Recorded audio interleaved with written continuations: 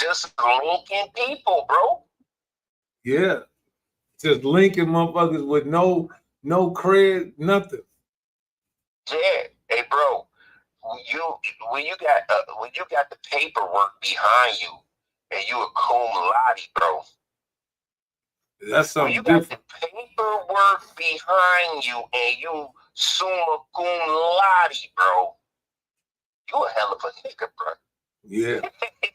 You ain't no regular person, bro. Yeah. You are elite. Yeah. And he taking it like, Dad, it's not that, it ain't nothing. It ain't like I'm at Dartmouth or Yale or But bro, he was but the thing is, bro, he says what it is you ever seen when somebody learn a karate and he a master at karate yeah. and people challenge you for a fight and it's like you ain't even trying to fight, you let them push on you, let them talk shit to you. You know what I'm saying? You just walk away and get in your car and leave. They be like, that's a pussy motherfucker right there.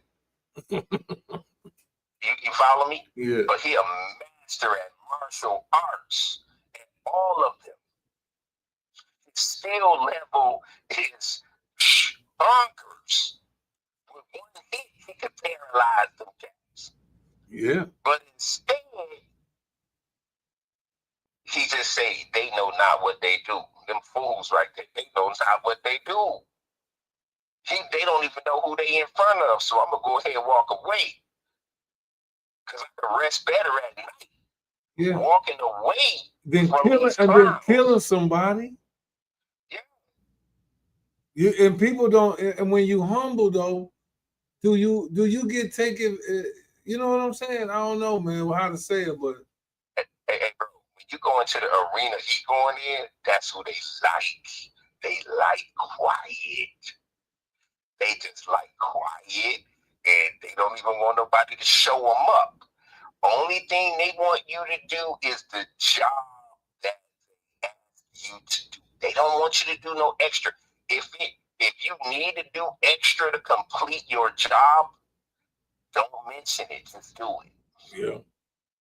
Don't say, "Oh, I had did this too and did that too and did that too," because because they're gonna be thinking, "You think you did something, nigga? This is what you're supposed to do."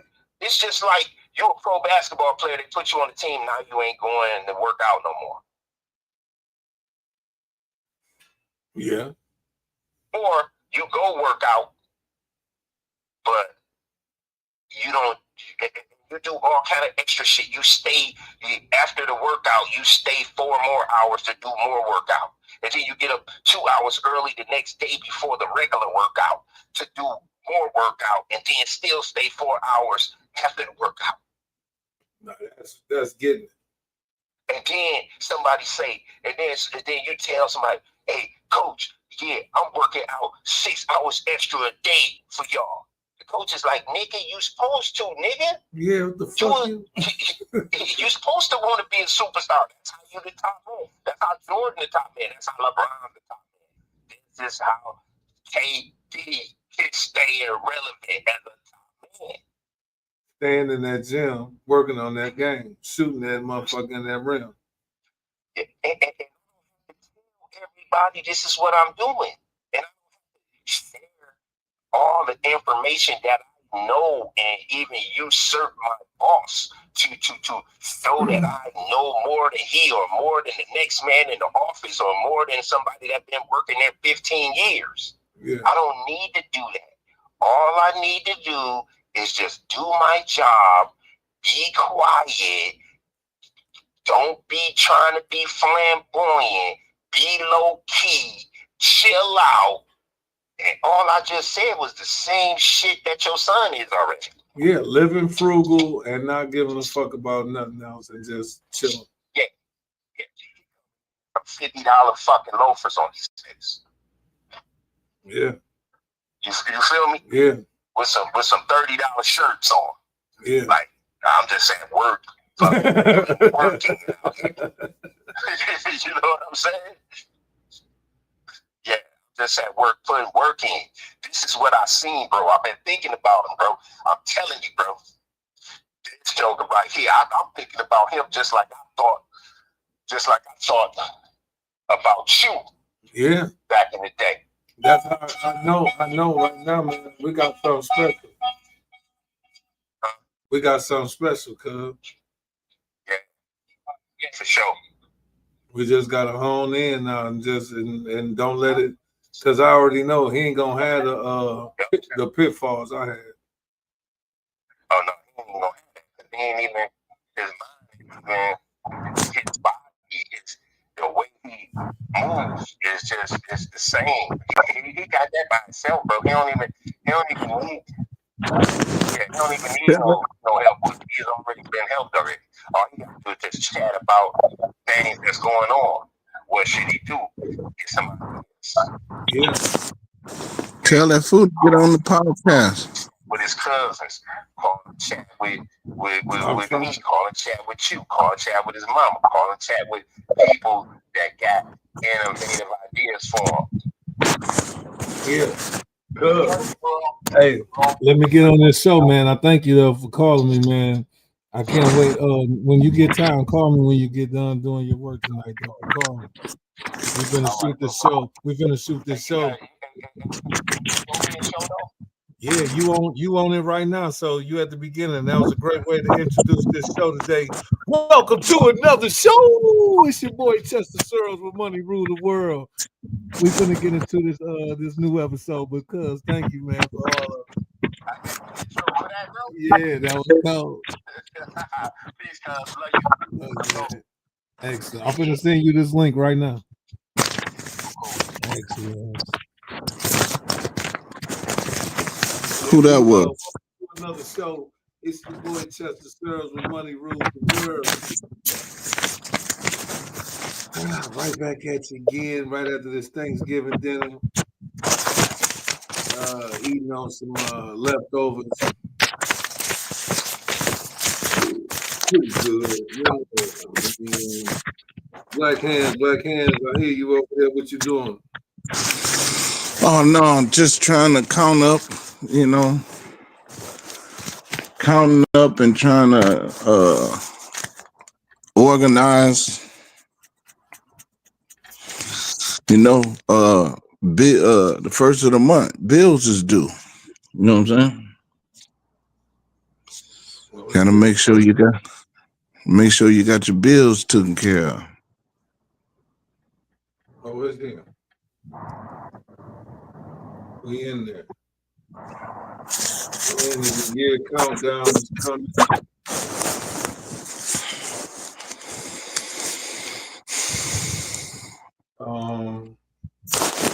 Yesterday, the Lions let us down, man. Hey, you know what's crazy?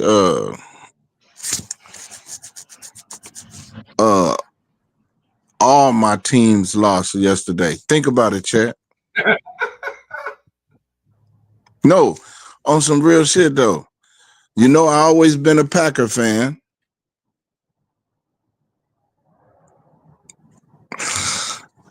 I always been a Detroit Lions fan. And I always been a Raven. And about my Ravens, I've been a Ravens fan since Ray Lewis. Every last one of them lost yesterday.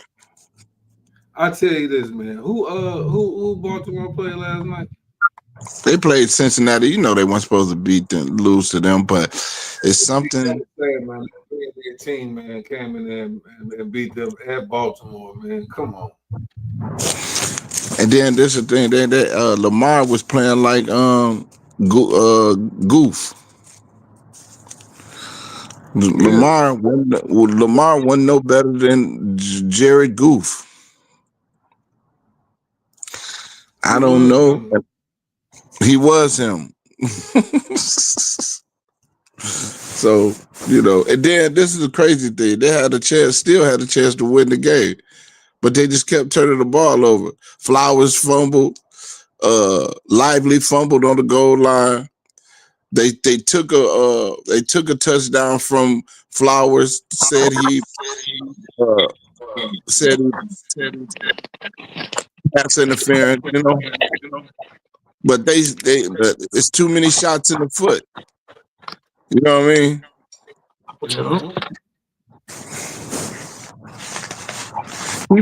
Keep shooting yourself in the foot. You don't shoot that motherfucker off. You gonna blow it off. You ain't gonna have no foot. No, that's why they need to stop with that bullshit. Yeah, so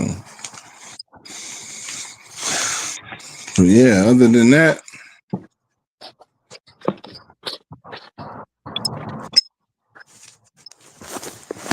Oh, you're on two. You're on two of them.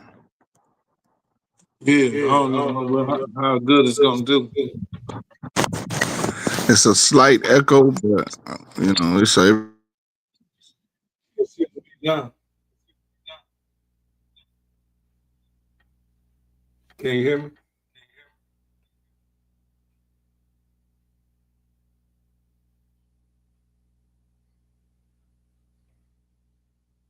Black Hands. Can you hear me?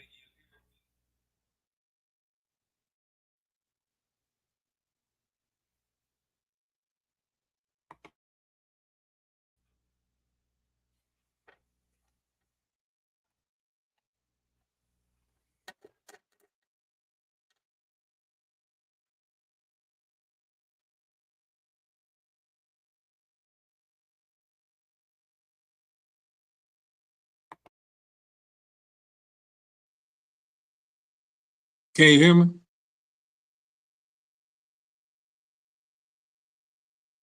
Hello?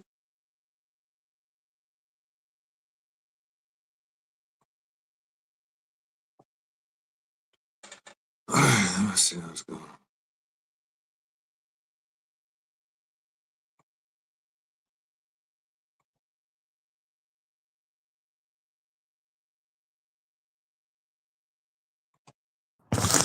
I don't know what happened. Yeah. Can you hear me? Yeah, I hear you good. No echo or nothing. Excellent.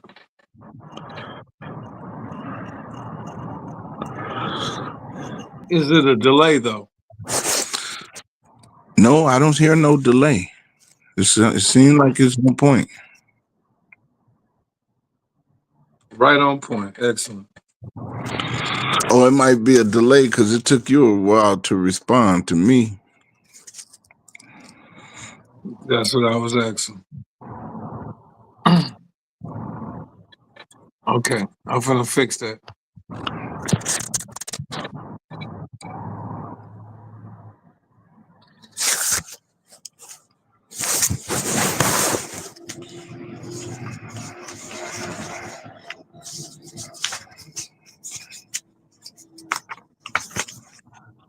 Can you hear me now?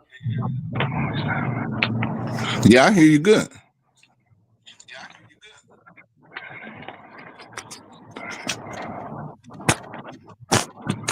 Still a delay for some reason. Yep, I hear it, and there's a slight little echo too.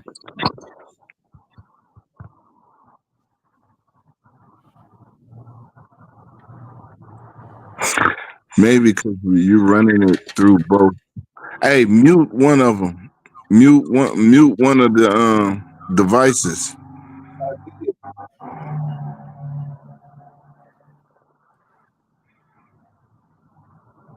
So now, is it a delay? Yeah, but the one on the phone is quicker than the one that's on TV. On my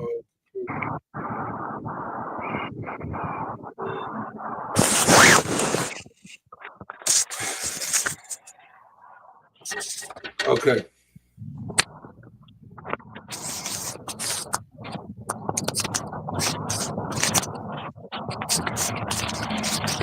Now, do you hear me now? Yeah, I hear you. Okay. Yeah, it ain't no delay in this now.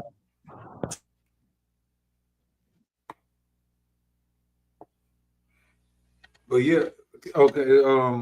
The NFL though. Okay, so So basically, the Lions, they lost by what? Was it 4? I don't even remember the score last night. Now they lost 24-31. So,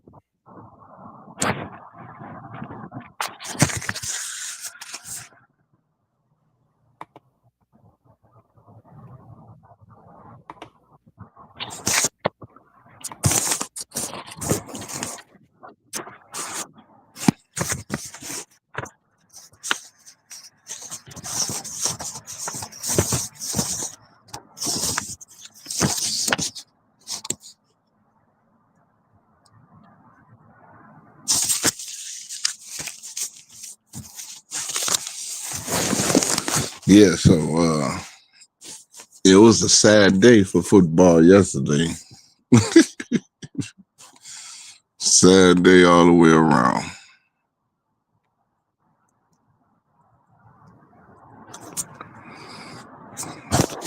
So who was you talking to? Who was cousin? What cousin? That sounded like Junie.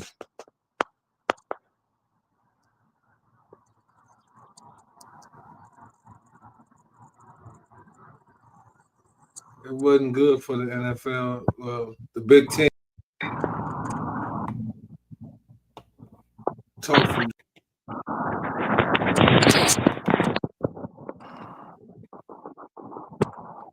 No, it's a huge delay now. It's a huge delay when I'm. Oh, I probably need to. It ain't no delay over here because I hear you. Oh, you need to go out and come back in. Oh, All right.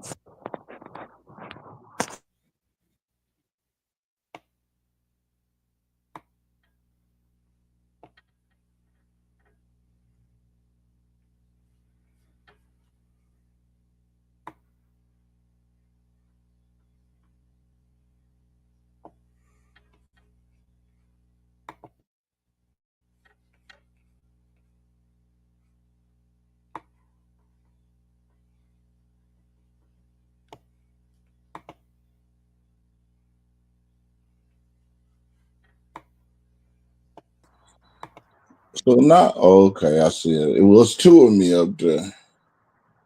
yeah, you over there. Huh?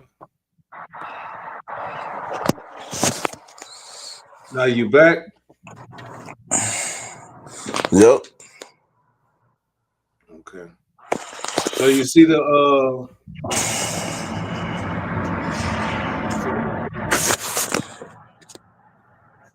So what they got on here is the Bengals beat the Ravens. Wow, 32. Wow, dude. Yeah, they beat them 32-14. 32 But the Ravens had 5 turnovers.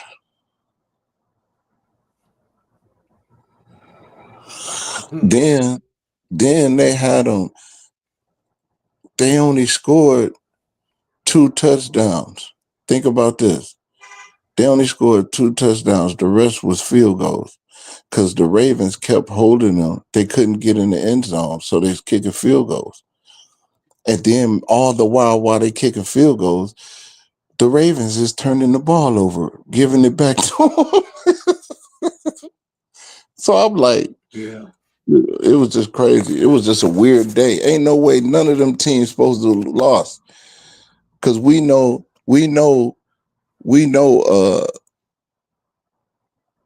The Chiefs supposed to beat the Cowboys. yes, we know that. That's why I mean what I'm tripping on. I'm tripping. Not all my teams lost. Only one of my teams won. Because I don't mess with the Chiefs or the Cowboys, but the Packers and Lions and the Ravens. But the Chiefs was not supposed to lose to the damn Dallas Cowboys. They just a better team than them. Ravens, all the teams that's supposed to win. The only game that was kind of even, Steven, was the Packers Lions. You know what I'm saying? That's a toss up. But in a toss up, what do? You go with the home team. You know what I'm saying? So, but yeah, it was crazy. It was crazy game. It was crazy football yesterday. Crazy game. Well, I ain't gonna say that. Crazy outcomes because nobody expected it.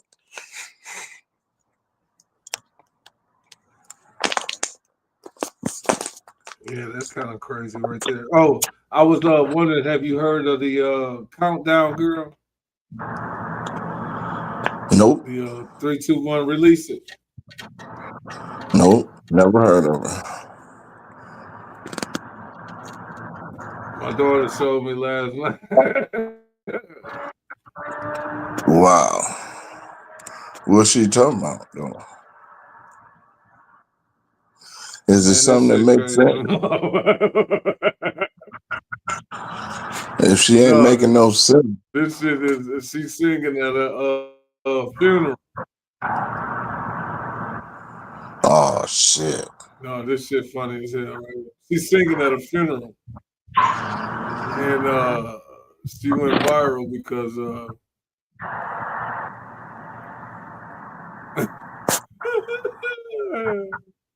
her voice.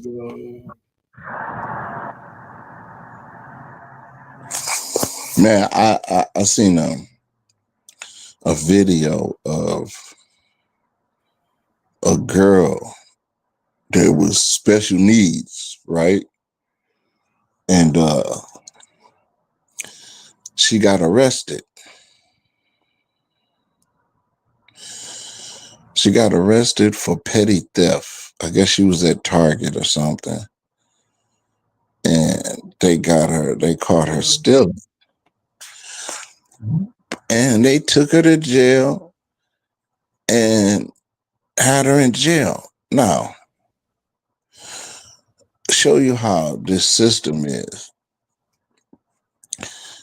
They went through the process like, do you plead guilty? Do you know how they say in the court? And they ask you, did anybody coerce you into pleading guilty and all that, right?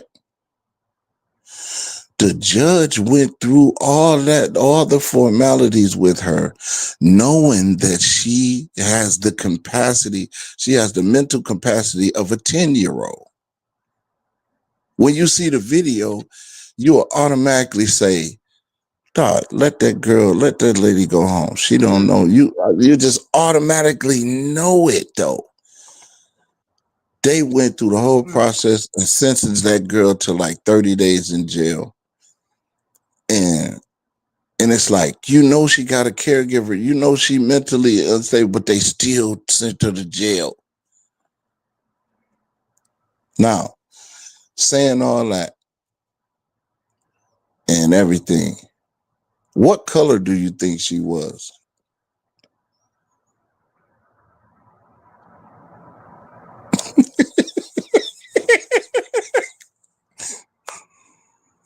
What nationality do you think that lady was?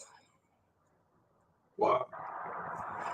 It's crazy, man, it's crazy how the system don't give a damn, man. They don't give a damn. She was black. Right. Right.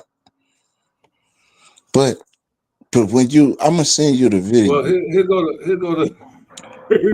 here go. I want you to watch this real quick.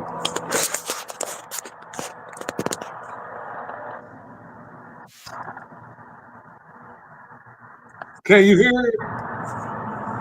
No, I can't hear it. Okay. It ain't even showing the video. It's just still showing the screen, the YouTube screen.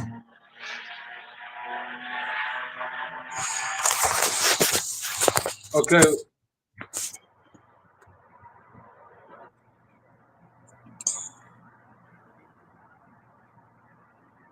I hear it right now, so I'm trying to see why it ain't playing. I don't even see the video though.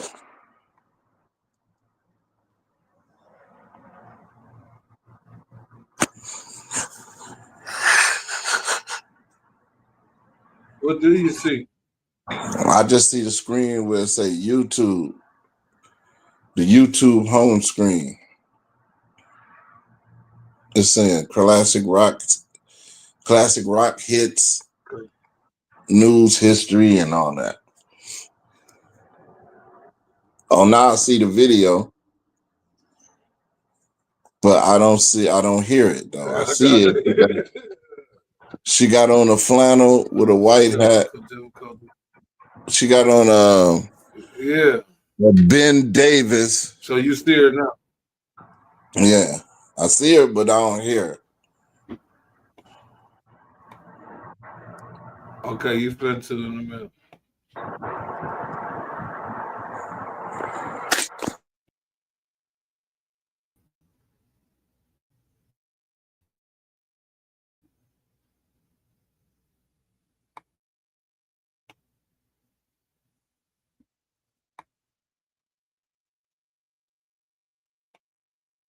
Okay.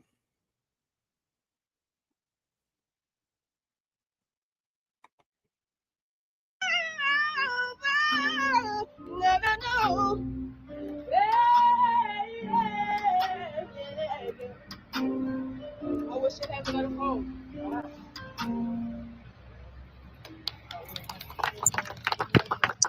Damn, I only tell her the last end of it. Lord, I got some things I need to say.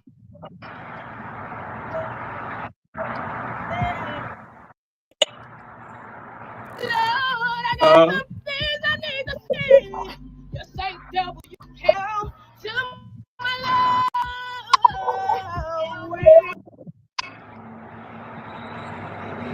Man, gone. It's choppy though. It's You choppy. can see the part though, because I couldn't get you.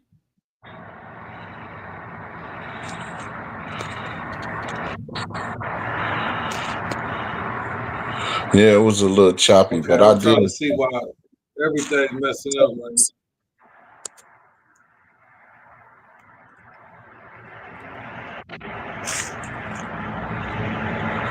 It seems like, okay, can you hear me right now? I can hear you. Yeah, but it's a delay. It's got to be a delay. Yeah, it is. It's a huge one because I can tell by the way you respond to me, it's a delay.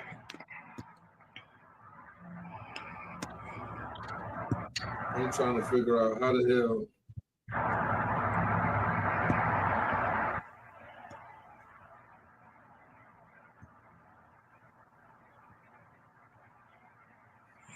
You might have to start the room over, start it over. Oh, I'm gonna have to go through my StreamYard again.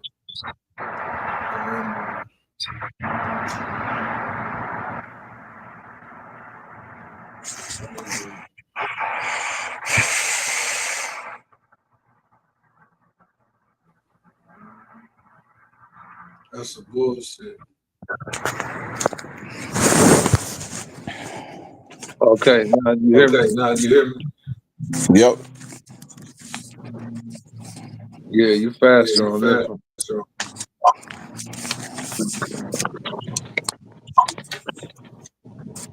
Y'all need to.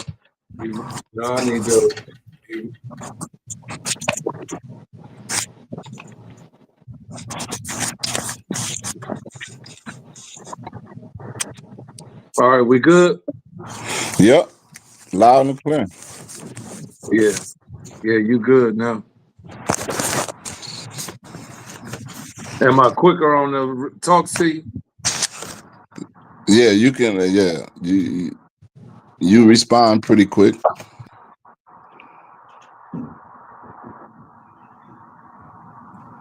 Damn, now you went out the volume.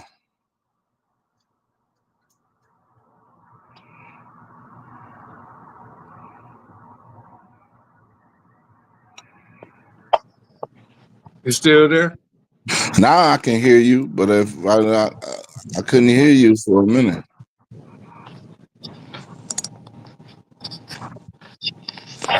Okay, I get it. If I go off on here, I get it. Excellent. Okay. Can you hear me now? Yeah, you good.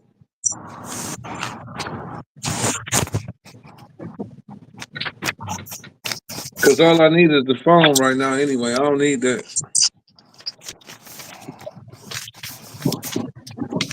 You hear me? Yeah. I don't need that other. I could do it off of this now. I got 2 cameras going. That's cool too.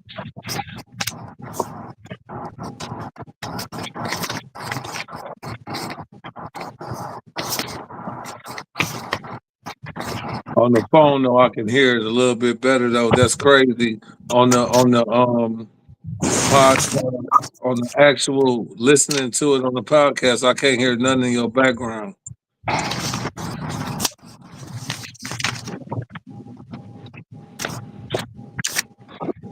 Well, that's good. That's good. Yeah, that's cold. Because it don't even matter on the when it's on there, it's gonna sound good.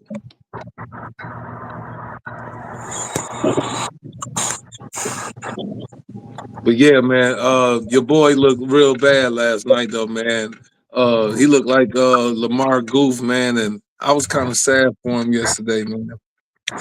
I wasn't sad for him. You know why? Because that dude is a 2-time, should have been a 3-time MVP. So check this out. Everybody, I don't care what level of achievement you at, whether it's elementary all the way up to the professional level, everybody have a bad game. Yeah. You know, so this is the thing. Do you know what's the difference between Lamar's 3 turnovers and Jared Goff? Jared Goff ain't never been an MVP. No. Jared Goff ain't never been the best player in the National Football League. So that's the difference. No. So, you know, it's almost like how you'll say, oh, Michael Jordan, he's missing tonight. Nobody gives a damn. You see that? At all. But when a motherfucker come off the bench and he missing, motherfuckers be like, man, hey, go sit your ass down. I don't even know why y'all put him in the game. That type of, you feel me? Yeah. So it's a difference, you know. So, but these unrealistic, these casual fans would crucify Lamar Jackson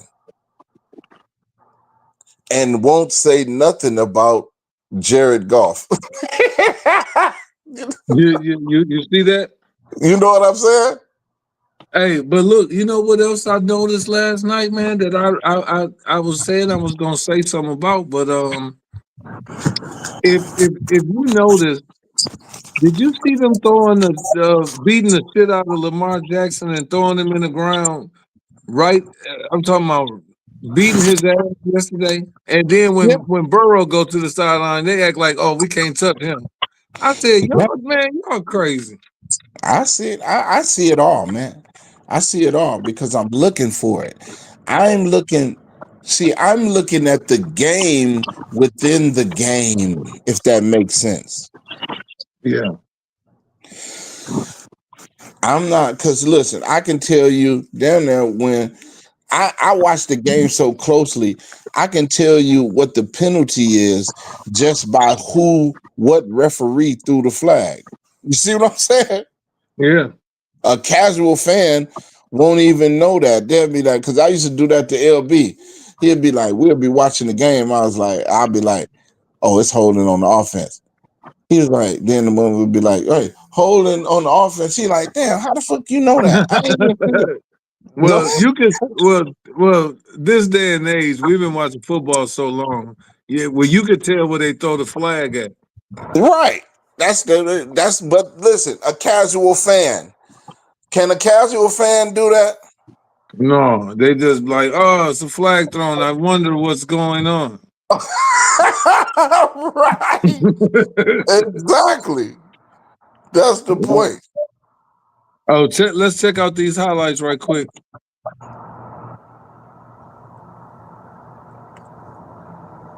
Oh shit.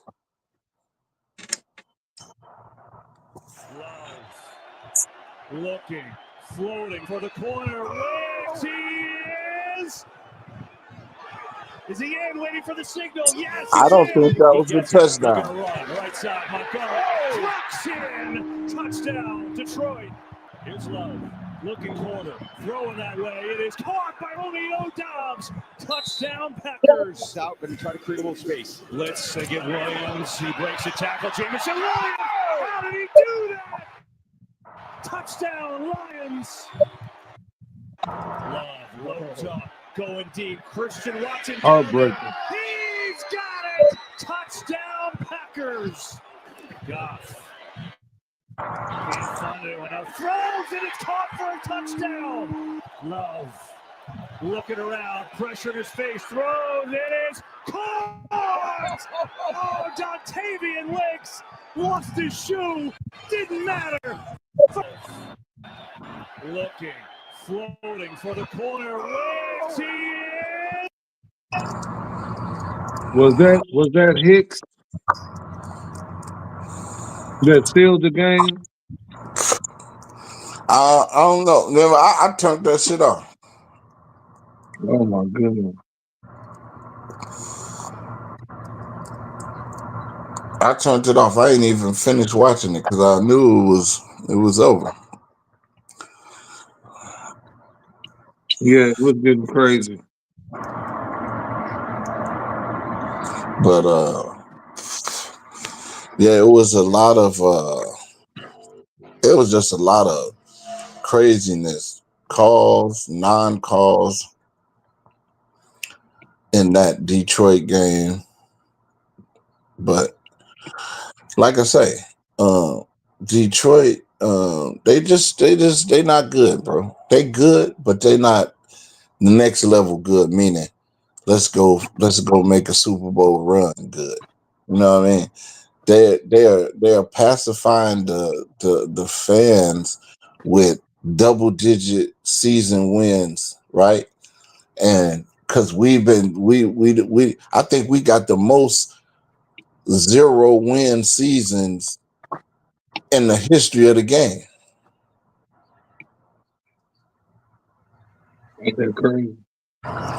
So now the fans is just happy to be winning games. You see what I'm saying? Yeah, because look, here it goes.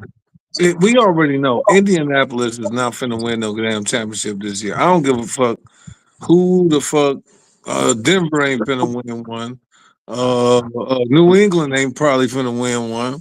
But because we already know once it get down to this damn playoff time, it's a different time, and it's all about positioning at that time. Right. And so this is also what it is. Now check. Don't get it twisted. They can win. You know why? Because the powerhouses, they can manipulate the game to where the powerhouses is knocked off or don't even make the playoffs. Do you know it's the way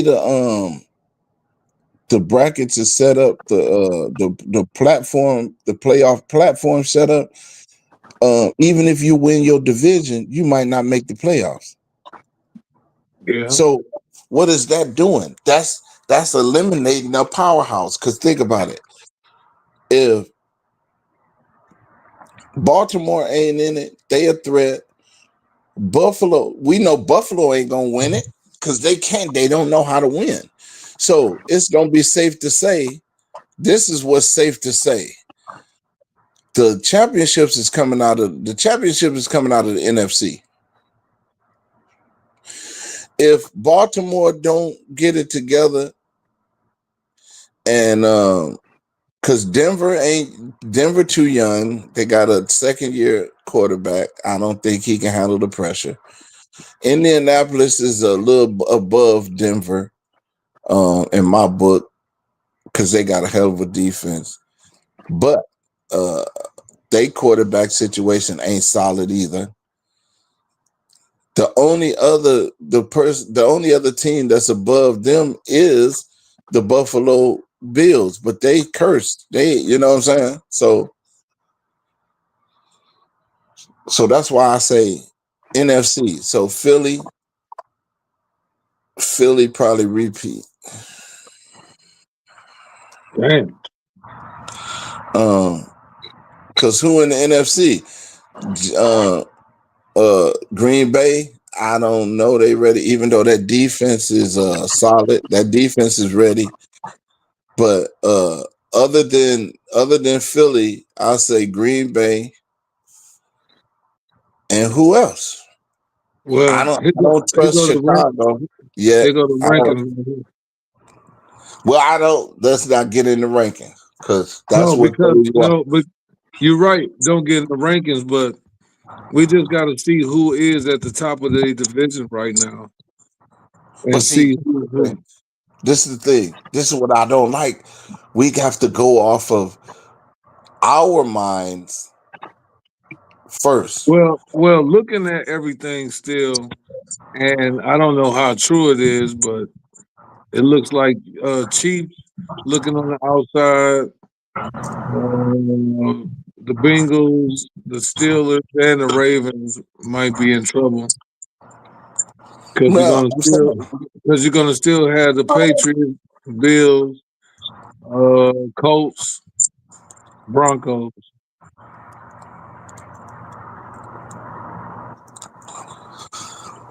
And I believe, well, New England gonna make the playoffs for sure out of that division. We know that, but are they a Super Bowl contender is the question. And we got to go with our gut and say, are they a contender? Yes or no? Now,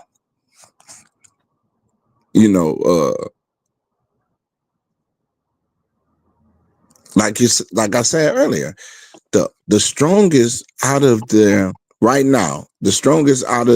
teams that we know making the playoffs right now is the Buffalo Bills in the AFC.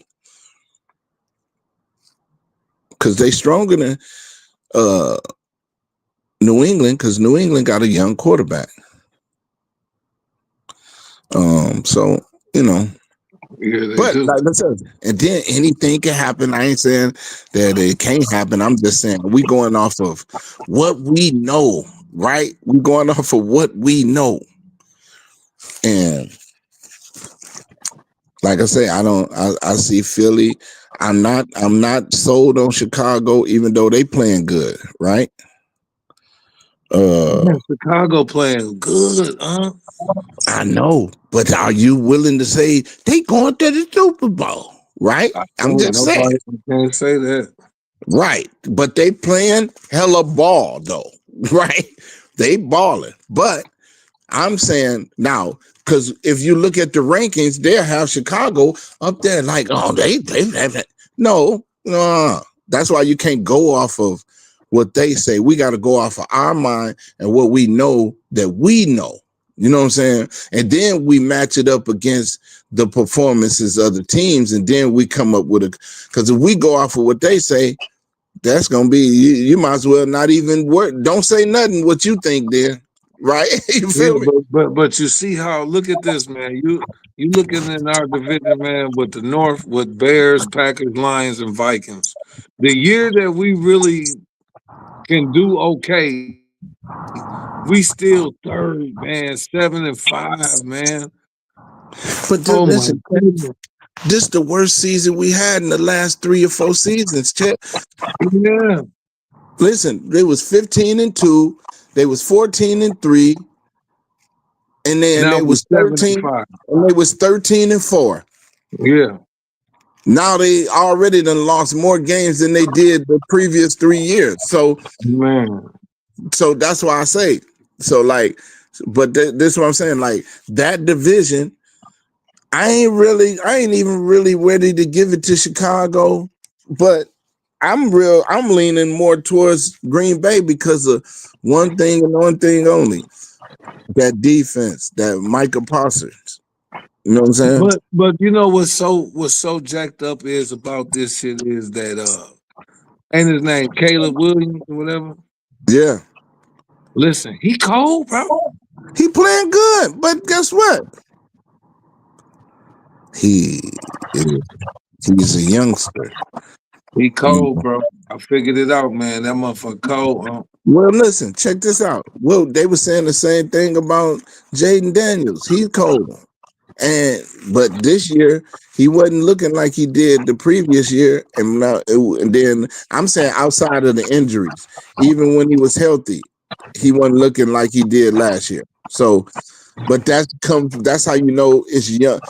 He a young quarterback. He ain't got the consistency to come back and do it year after year after year. You see what I'm saying? Yeah. Like Brett Favre or Tom Brady, or you feel me? So they ain't made it to that level yet. None of them quarterbacks for Denver, Indianapolis, like I say, the only ones that's left that we know making the playoffs in the AFC is Josh Allen. He the only one consistent. He definitely for sure getting up in there. Well, I'm saying consistency over all them other quarterbacks. The dude from New England, you know what I'm saying? Even though they balling, yes, you're balling, and we giving you your flowers on that. But we can't say, you know what I mean? You know who we really ain't giving no respect to though, man, is Matthew Stafford and the Rams this season, man. And it's kind of weird that they really going under the radar right now at 9-2. Well, that's 9-2. We can't go off of records. No, it ain't. But two losses in the NFL, man, is really at this 12th week of the season. We going into the playoff mode. Listen, don't forget Detroit was 15-2. Chat. Yeah, but that what I'm saying is it'll get you that home field. But you got to think the years that we do good, everybody else do good. Well, I'm saying. So what I said that to say this. You saying that the Rams is 9-2. Well, Detroit went 15-2 and they lost. Oh yeah, I mean I'm just saying. So you saying the clear cut winners right now? You saying for the AFC is Josh Allen, and for the NFC you saying the Packers? No, I said in that division, but remember I said Philly repeats. Oh yeah, Philly repeats. But so Philly ain't got really too much to worry about at 8-3 in the NFC East. That's not really right. But not only that, I'm not going off of record. I'm going off of experience, that's ready to go, that's ready to make a Super Bowl run. Are you saying right now the Rams are ready to make a Super Bowl run? That's what I'm saying. I'm gonna say they damn close. Okay, you didn't say for sure. You just said they close. Now, this is what I'm saying. I ain't saying what the records say. I ain't saying what the rankings say. I'm saying in your heart of hearts, the games that you've been watching and seeing how they playing, who's really ready to make a Super Bowl run in the NFC outside of Philly? The Rams and the Packers and the Bears, I think. I mean, they look like they really ready to play. Like, right. So Seahawks, you got to listen. The West, the NFC West is probably the hardest division with the 49ers, Seahawks, and the Rams. And no disrespect to the rest of the league, It's just that this year the They Cowboys can. really ain't shit. The Commanders ain't shit. The Giants ain't shit. Vikings ain't shit. Lions ain't shit.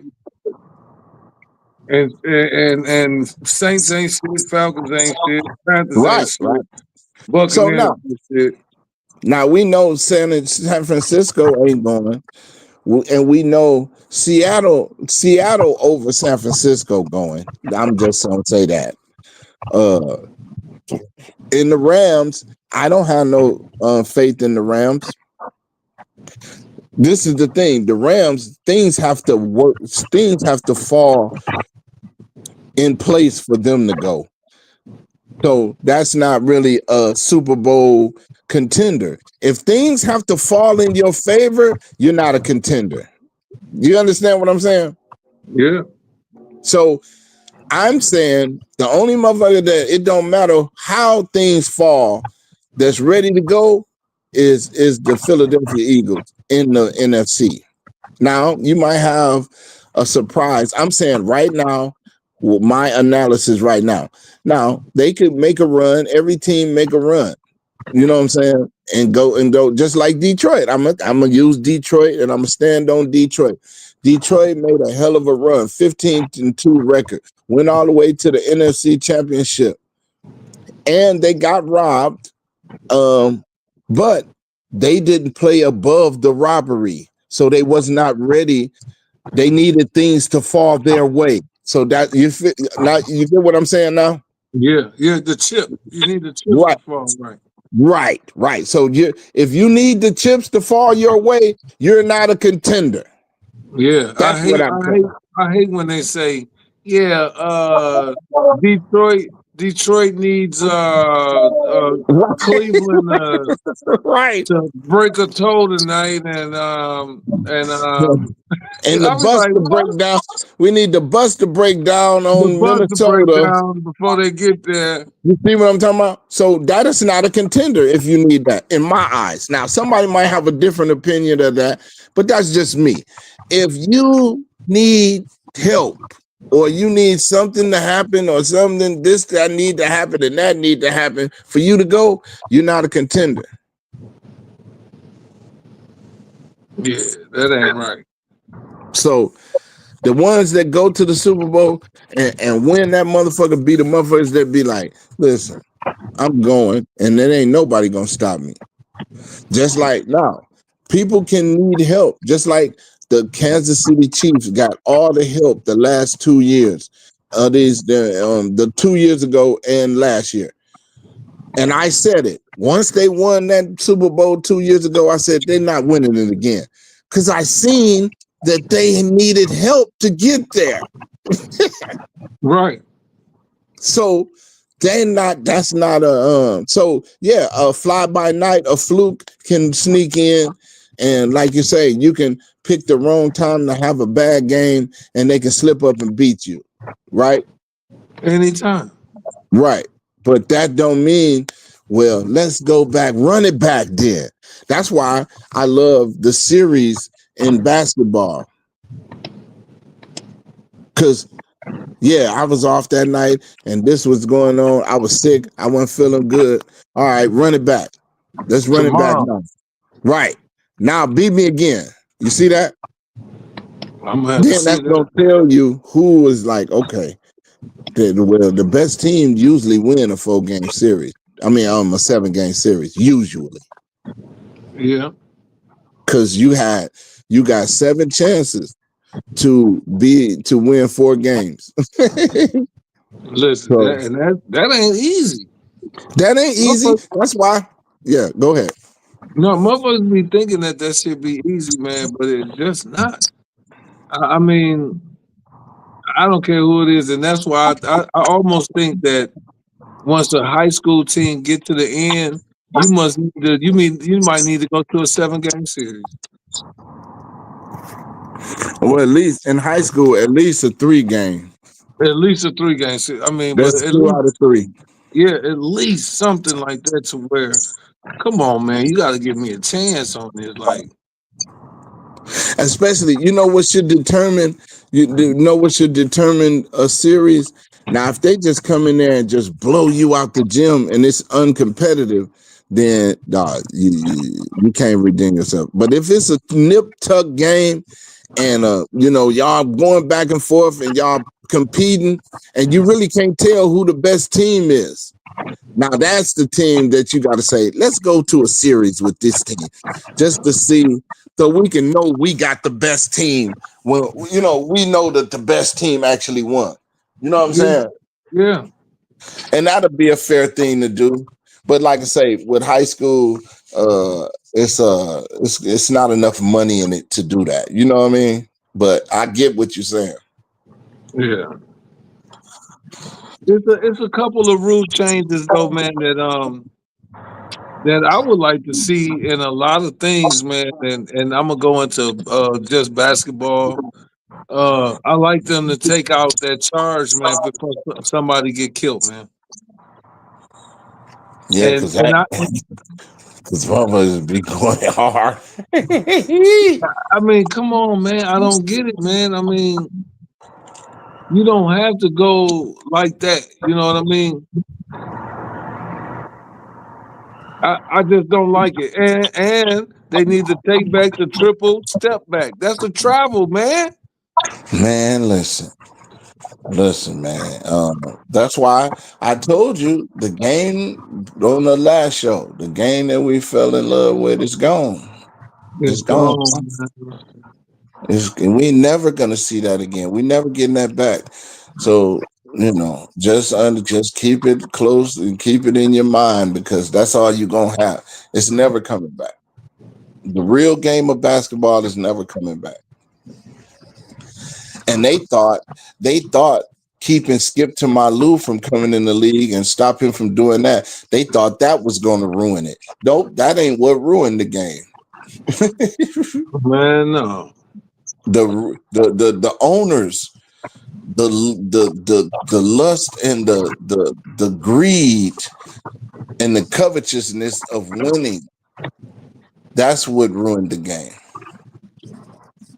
I don't know, man. I already know that winning ain't about what it used to be about. You know, I hear Gilbert Arenas saying that he would rather take all that money over championships. Yeah, because think about this. Just think about this. Y'all play. Y'all spend millions and millions of dollars on a team to win a trophy that ain't even worth $100,000. Think about that, chat. Just think about that. They want a trophy that they have. They probably got a car worth more than that trophy. But they spend millions and billions of dollars to build a team to win that trophy. So when you think about that, it's not about the trophy. It's something else. It's something that we don't know about, evidently, because I don't care what's going on. I ain't finna spend all that money for no trophy that ain't worth nothing. If I spend my money, I'm gonna spend my money on what is worth, get my money back. You know what I'm saying? Yeah. That I can at least get my money back, but that's not what it's about. So the real thing, guess what? I'm gonna hit you with it, and you probably already know this. The real thing about spending all that money and building this team, it comes down to control. Think about it. I control the lives of everybody in this organization. Yeah. All the way down to the janitor that worked and the workers at the concession stands. Think about it. Because what else? It ain't about the trophy. This is the point I'm making. Now we can brainstorm about what it could be about, right? But we know damn well it ain't about no $50,000 goddamn trophy. That's what we do know. Yeah. Or a $20,000 Super Bowl ring. You know, come on, bro. That's not what it's about. So Gilbert Arenas, he understood. He's like, hey, man, listen, man, give me the money. Fuck that ring. But he does. Let's listen what he say.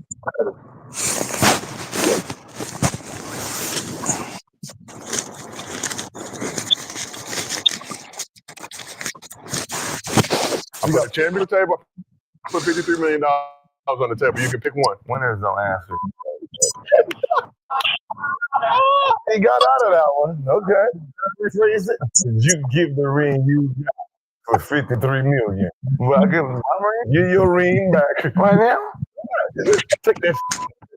What name? $53 million. For $53 million right now. Right. In this economy, way life going right now. With Real life. Don't you let the big three listen to the talk down to you? Okay. You ain't got to take that money. No, to be a fool not to take the ring. I take the ring. Don't answer like that. He got out of that one. Okay. Can I rephrase it? Would you give the ring you got for $53 million? Now you hear that? Yeah. Wow. Would you so in your mind as you who you are now let's just say you made 30 million. Now let me just tell you how I believe that how you could capitalize off of a ring more than just you getting 50 million. You hear what I'm saying? Right. I believe that there's a way that you could figure out how to get more something out of the worth of you getting the rings. The only thing is to say the only gratification you get from it is say I'm a champion. To say I won. But to say Now, hold on. Does Michael Jordan mystique is his mystique is great if he doesn't have these 6 rings attached to this greatness as well? Well, no, that's why they do it. It has to be. They made it. The league, the owners made it to where you ain't shit if you ain't got no ring. So now you have to be acknowledged and to be,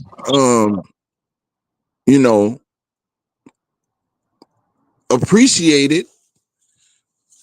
They say you gotta have a ring, but players that played in the league understand, like, man, that ring ain't shit. They don't change nothing, because you're picked to be.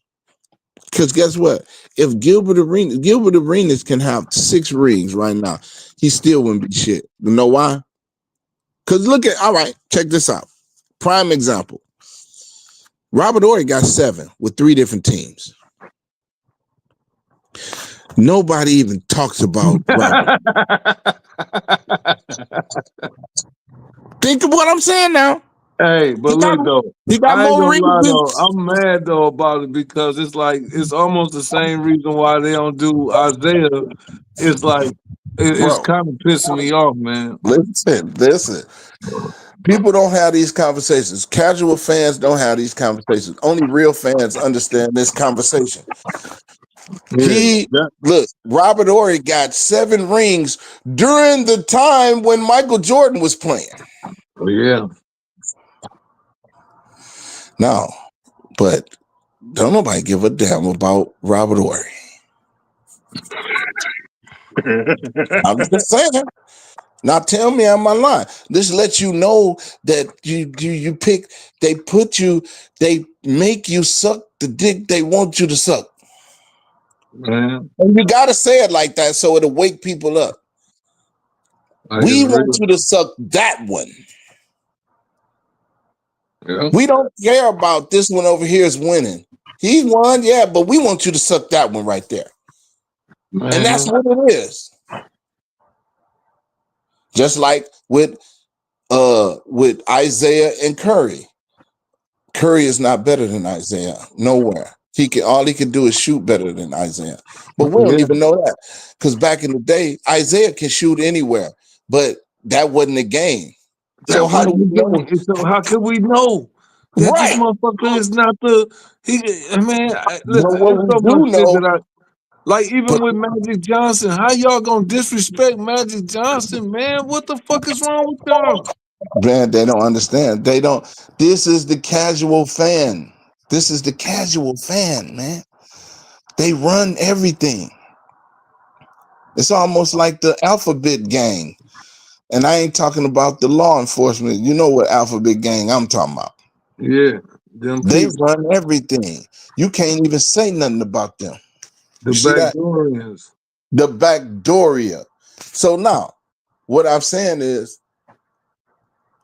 Isaiah beat top 50 and the top 75. He beat them and won rings against them. Curry ain't beat nobody in the top 75. Well, he beat somebody. He beat LeBron. He beat one person in the top 75. Think about this now. Am I wrong? I could be wrong, though. Am I wrong? No.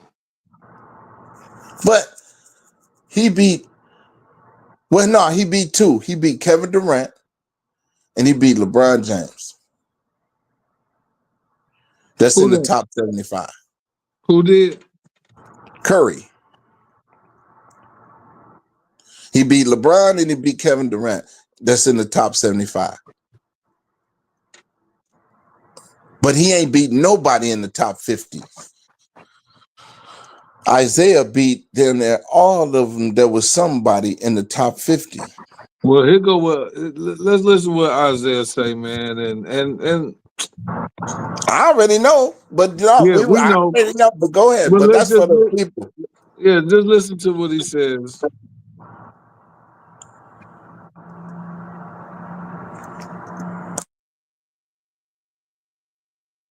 Can you hear that? No sound. I can't hear it.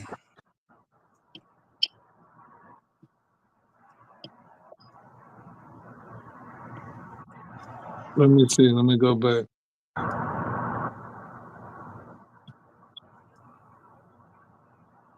Michael Jordan did in the highlights, against Larry. Serves me correct. Swept. Right? He never won beat Magic. And I beat Larry Bird and his Celtics. Never beat those teams. In the 90s, Michael Jordan beat, he beat Barkley, he beat Karl Malone, he beat Stockton, he beat Gary Payton, he beat Sean Kemp. Those are the people that he beat. The way y'all try to tell the story is that he came through Boston. He came through, LA. Now, he beat the Detroit at the end. And then he went on to have his. You showed Michael Jordan going between his legs one time, highlights, against Larry Bird. And that's when he dropped 63 on Bird. Yes. But if memory serves me correct, they got swept. No, not lost. They got swept. Michael Jordan in the. So. And that's no disrespect on Michael Jordan's name at all. No, what it is, only listen, you gotta say it because we're trying to cut the heads off of casual fans. That's what our job is. Yeah. We're not supposed to let them live. We need to bring them to the reality of the world of basketball. That's what we need to do. Because if we're not, then we should all be Michael Jordan fans right now. Yeah, I can't. I gotta be honest, man. You cannot put. Now we're gonna say I guess it's different ways. You gotta explain this shit. No, this the thing. No, listen. No, listen. I don't even know if I want to say it out of my mouth, but I think Isaiah was a better player than Michael Jordan in the overall sense of the aspect of basketball. Now, listen what I'm finna say. I remember back in the day, if you were to ball hog, it was almost like you were doing like a Jordan-like thing, and nobody wanted you on the team. That's true. So, but if you was like Magic and past that bitch, who you want to be on that motherfucking team? Because that's basketball. That's basketball. That's how you play. That's the difference between a player and a scorer. Yeah, man. Something up, man. Hey, anybody can score. I'm gonna say this little phrase. Anybody can score, but everybody can't play. Yeah. That's the point. Because if you give him the ball and you let him shoot enough times, he'll score. But he don't know how to play the game. He don't know how to adjust mid-game and know when I need to give this man the ball because I need to get him going. Because once he get going, that's going to open up the floor. That's playing basketball. Yeah. So you Isaiah Ware. He doesn't have the resume Yeah, yet. He only got one championship. Right. You think he's the greatest point guard of all time? Well, no. You got to have a full body of work. And then I'm gonna take Tim Duncan as my power forward, and Kareem Abdul-Jabbar as the center. And we have to remember, Kareem Abdul-Jabbar won 3 national championships in a row in college. So you Isaiah Ware. He doesn't have the resume yet. He only got one championship. Right. You think he's the greatest point guard of all time? Man, listen, man. They got to put some respect on that dude's name, man. No, listen. No, this is the thing though, Chet. It's no way. Just like we was talking about last time. Now, me and you I said it first. I said Isaiah's better than Steph Curry. And you said you have to agree. Hell yeah. I But can't. the other two that was on the podcast, they didn't agree. Why? It's their perspective and what they seen. No, this is the point. This is the point, though. I get that, but this is not that. The point is, reality is set before you. The only thing you can do is choose not to recognize it. Oh yeah, that's the Jessup. That's the point. I'ma say this guy is better, even though I'm looking at the same thing. Yeah. So, and this is what it is. Like, and that we're not talking about what you want for your team, because guess what? I don't care what we're talking about. Who's the best player? Who's the best point guard? Now, my favorite, I'm picking Magic over everything as far as point guards go, if you ask me. Because he's the true definition of it. Right. Because go. If you having fun, getting paid, doing something you love, isn't that the ultimate motherfucking point guard to you? You're winning and having fun at the same time. Right.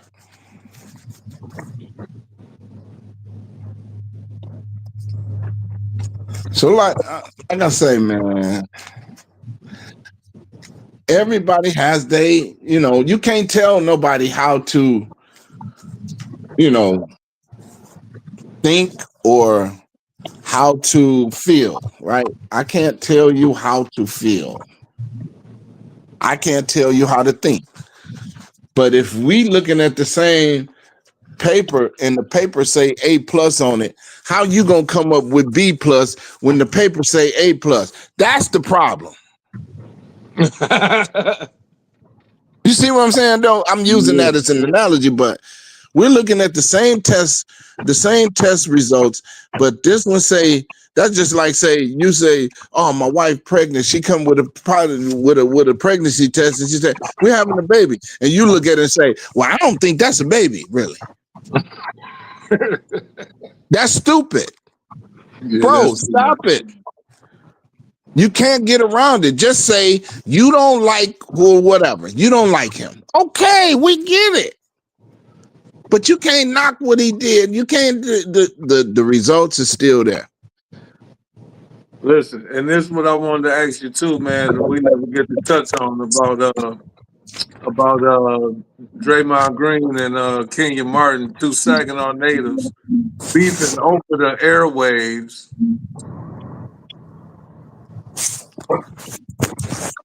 And I've seen something about it, but I didn't go into it. I didn't click on the they was talking about something. I ain't watch it. But what is they beefing about though? What are they saying? So I'm gonna show you a little piece of this right quick. Let's go to this one first.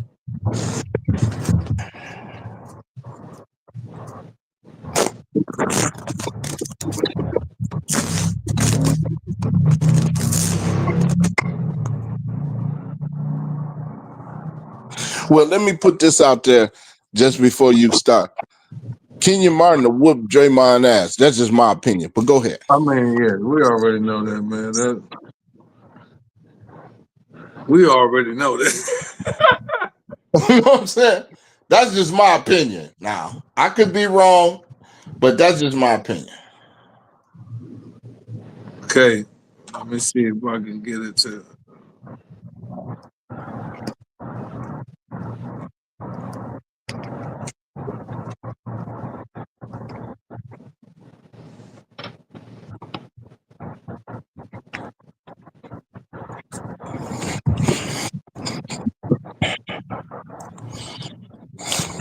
There's a pretty good one here too. Art was born.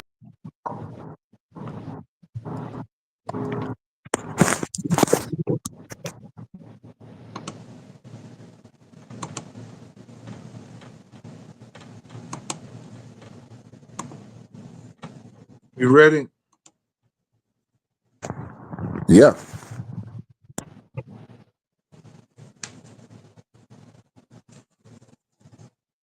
Player that you were and defender that you believed you were, and not have like a single all defensive second team, it's kind of an underachievement. You know, number one pick in the draft. A lot of people look for that guy to win Rookie of the Year. Didn't all rookie team though. First team all rookie. I can't say I made any all rookie team. So kudos. I tip my hat to that. It started off promising. Lost in a couple NBA finals. He got to sniff it. Didn't quite get a taste, but got a little sniff of it. In 2000, playing for the Cincinnati Bearcats. Unfortunately, he wasn't able to see that championship through either. And my big brother, Mateen Cleaves, went and took that championship. You know, so it's tough to sit in a space of like continuing to speak on my name and call my name out as if I underachieved or am underachieving, when I was just simply the 35th pick in the NBA draft and somebody took a swing on in the second round and it just happened to work out, you know, to become one of the greatest players in the franchise history. It just happened to work out. Now, I've held off on. I understand everything he said. And he's absolutely 1,000,000% correct on everything he said. Man. Now, is that to take away from Kenyon Martin's ability on the floor and his game? No, it's just facts. Like, you was good. He never said that he was a bum. He never said that he couldn't play. He never said he didn't deserve nothing. He just called the facts. You was the number one pick, or wasn't he the number one pick? Yes, he was the number one pick. Okay, you the number one pick, and you ain't live up to the number one pick. Yeah, you made first rookie all team. You were supposed to do that. You're the number one pick. But other than that, you didn't do nothing. You didn't win. Yeah, you sniffed it. You got to the finals. That's an underachievement. You're the number one pick. Now, Draymond just so happened to go in the second round, and he just so happened to land where it was something brewing at already. Well, here But goes. listen, hold on, let me finish. But that ain't why he won.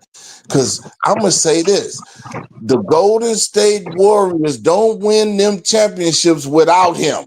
Man, listen, there ain't no such thing as another championship. No, didn't they three-peat or some shit? No, they won 2 and then they lost and then they So came when back. they lost, that's why they lost, because Draymond Green wasn't playing, man. That's why. Right, He fucked right, up and got kicked out that one game. It was real.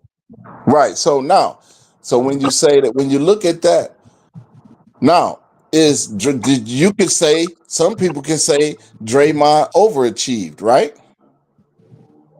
But I don't say that because he is who he is.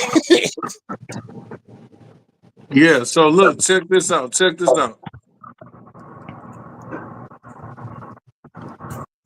Kenyon did. Let's keep it real. Let's talk about shit. What Kenyon did. Jason.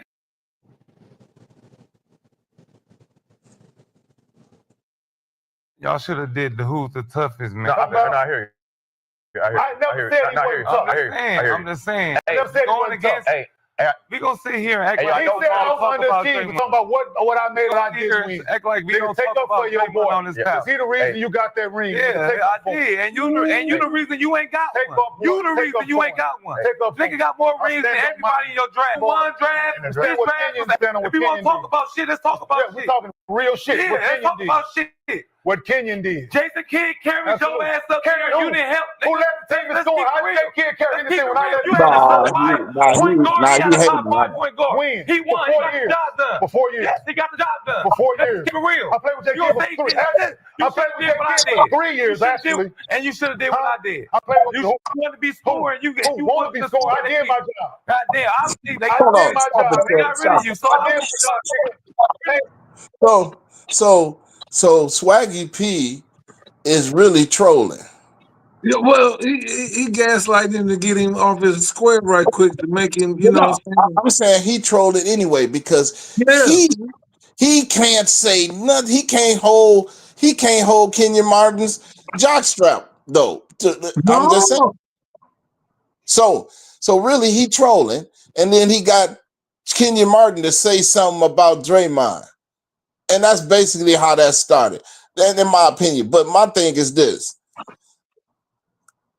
Draymond, I ain't see nothing that he said anything bad about Draymond. He said the only reason why you got a championship is because of him, and he was right. Because Swaggy P wouldn't have got no championship if it don't be for Draymond Green. Yeah. So, but he trolling, he mad, he don't like. Now, listen, this is what I'm gonna say. When Kenyon Martin was in the league, who was in the league? Who did they have to beat to get to the championship? They was in New Jersey, the New Jersey Nets. Who did they have to beat? Yeah. Didn't they have to beat top 50 of all time players? Yeah. All right, then. Swaggy P ain't beat no top 50 all time. They only beat one. He only beat one top 50, and that was LeBron. And he didn't do it. It wasn't him. He was just on the team. You see that? And they trying to make it look like my man ain't really like that though. Draymond really like that. He a real leader on the court, man. Man, I've been saying that. I've been saying that. But a lot of people, like I say, a lot of people don't like because they like sucking a different kind of dick, right? That's what it be, bro. That's what it be. And it's sad because here go his list though, man. And listen, if you can pick anybody out of this list that Draymond Green is not better than. And I want to hear what you got to say. Let's hear this clip. We got Giannis, Anthony Davis, Dirk, Gary Coleman, Clifford Robinson, Danny Manning, Larry Johnson, Ben Baker, Bo Outlaw, Reggie. Everybody I named averaged more points for their career.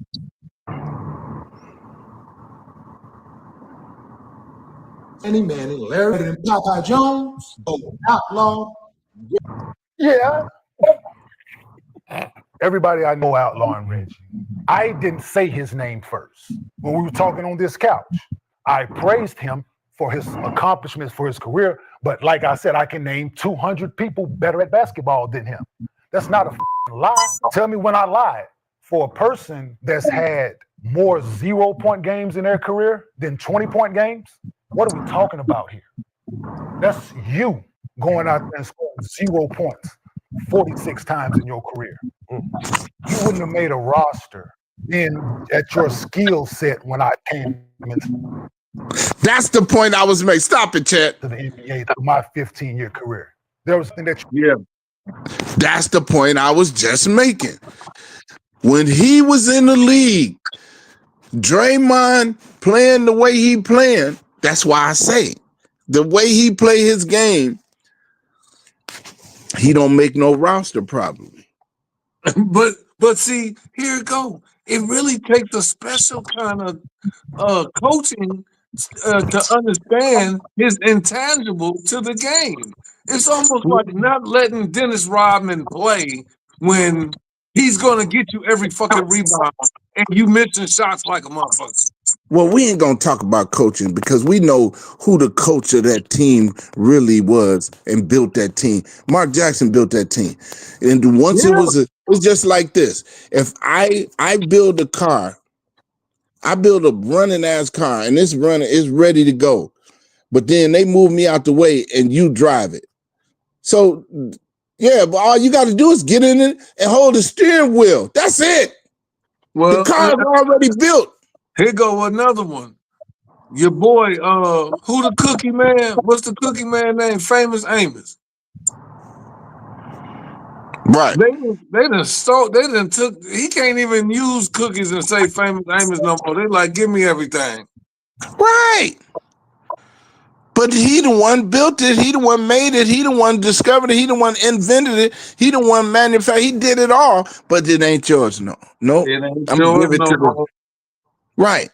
So like, but Kenyon ain't say nothing wrong about. He still ain't say nothing wrong. Now a person could get offended at what he said if you want to, but is he wrong though? He not wrong. It's just a couple of players that I would have said. And he ain't disrespect. Well, I ain't talking about who's better than Draymond. I'm just talking about the fact that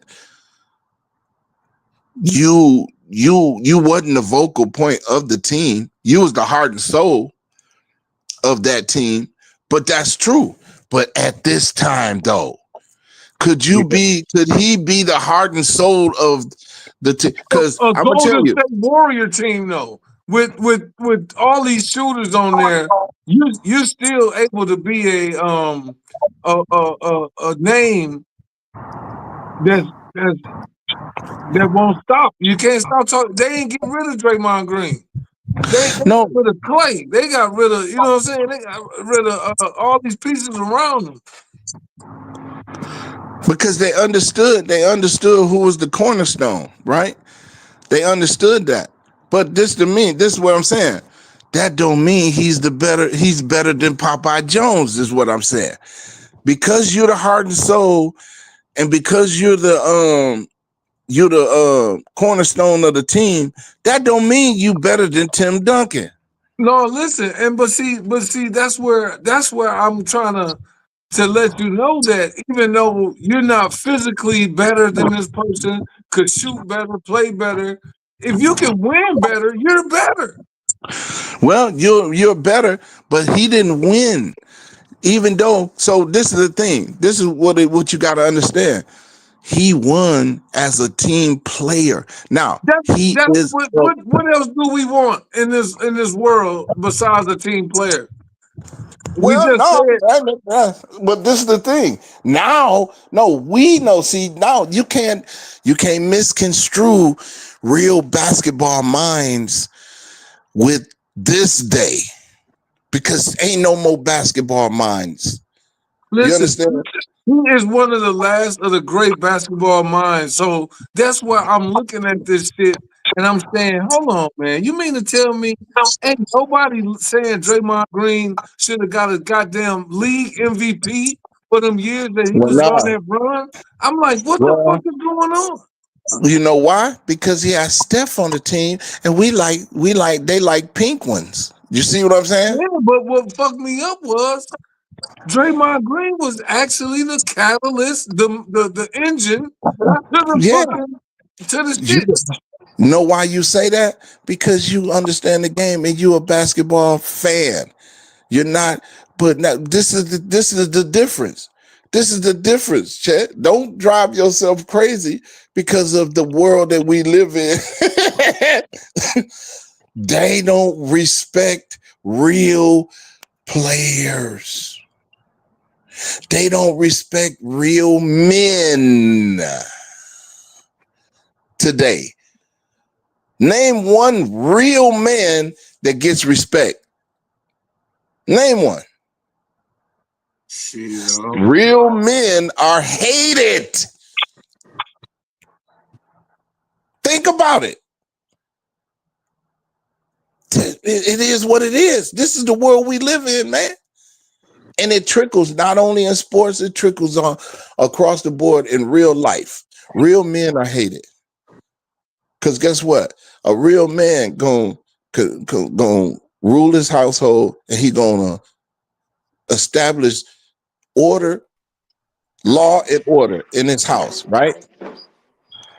They ain't gonna like you. Motherfuckers ain't gonna like you in there.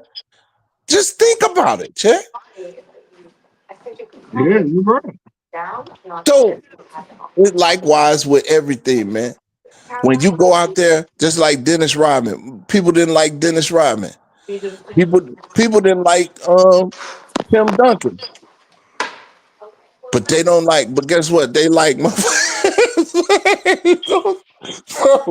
it's just what it is, bro. It's just what it is. And we can't change it. We can't change it. All we can do is stay true to what we know and hold on to that. That's it. Now, like I say, back to what he was talking about. I don't say nothing wrong. He didn't say nothing wrong. Because Draymond did have more 0-point games than he had 20-point games. I'm gonna say that. I mean, now does that mean I don't want him on my team? Hell no. Look at Rodman. Rodman didn't score. How many times Rodman scored 0 points? Yeah, multiple times. But nobody says nothing about that. So, man, like I say, I don't believe. I'm gonna say this. I don't believe Draymond overachieved. I believe he achieved what he was going to achieve at that time in that era. Now, and then I'm gonna even say this. I don't believe that Kenyon Martin underachieved either, to a degree, because look at the competition who he's playing against. Right.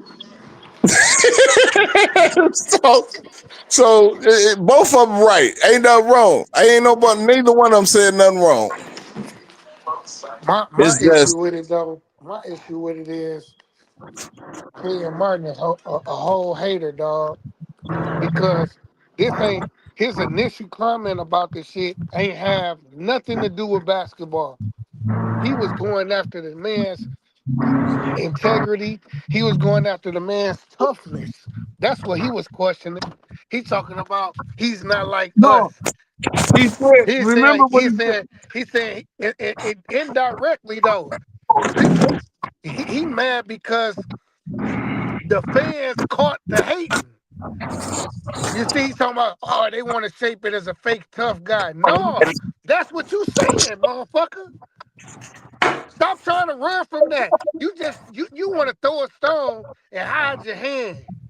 No, motherfucker, you mean exactly what they said.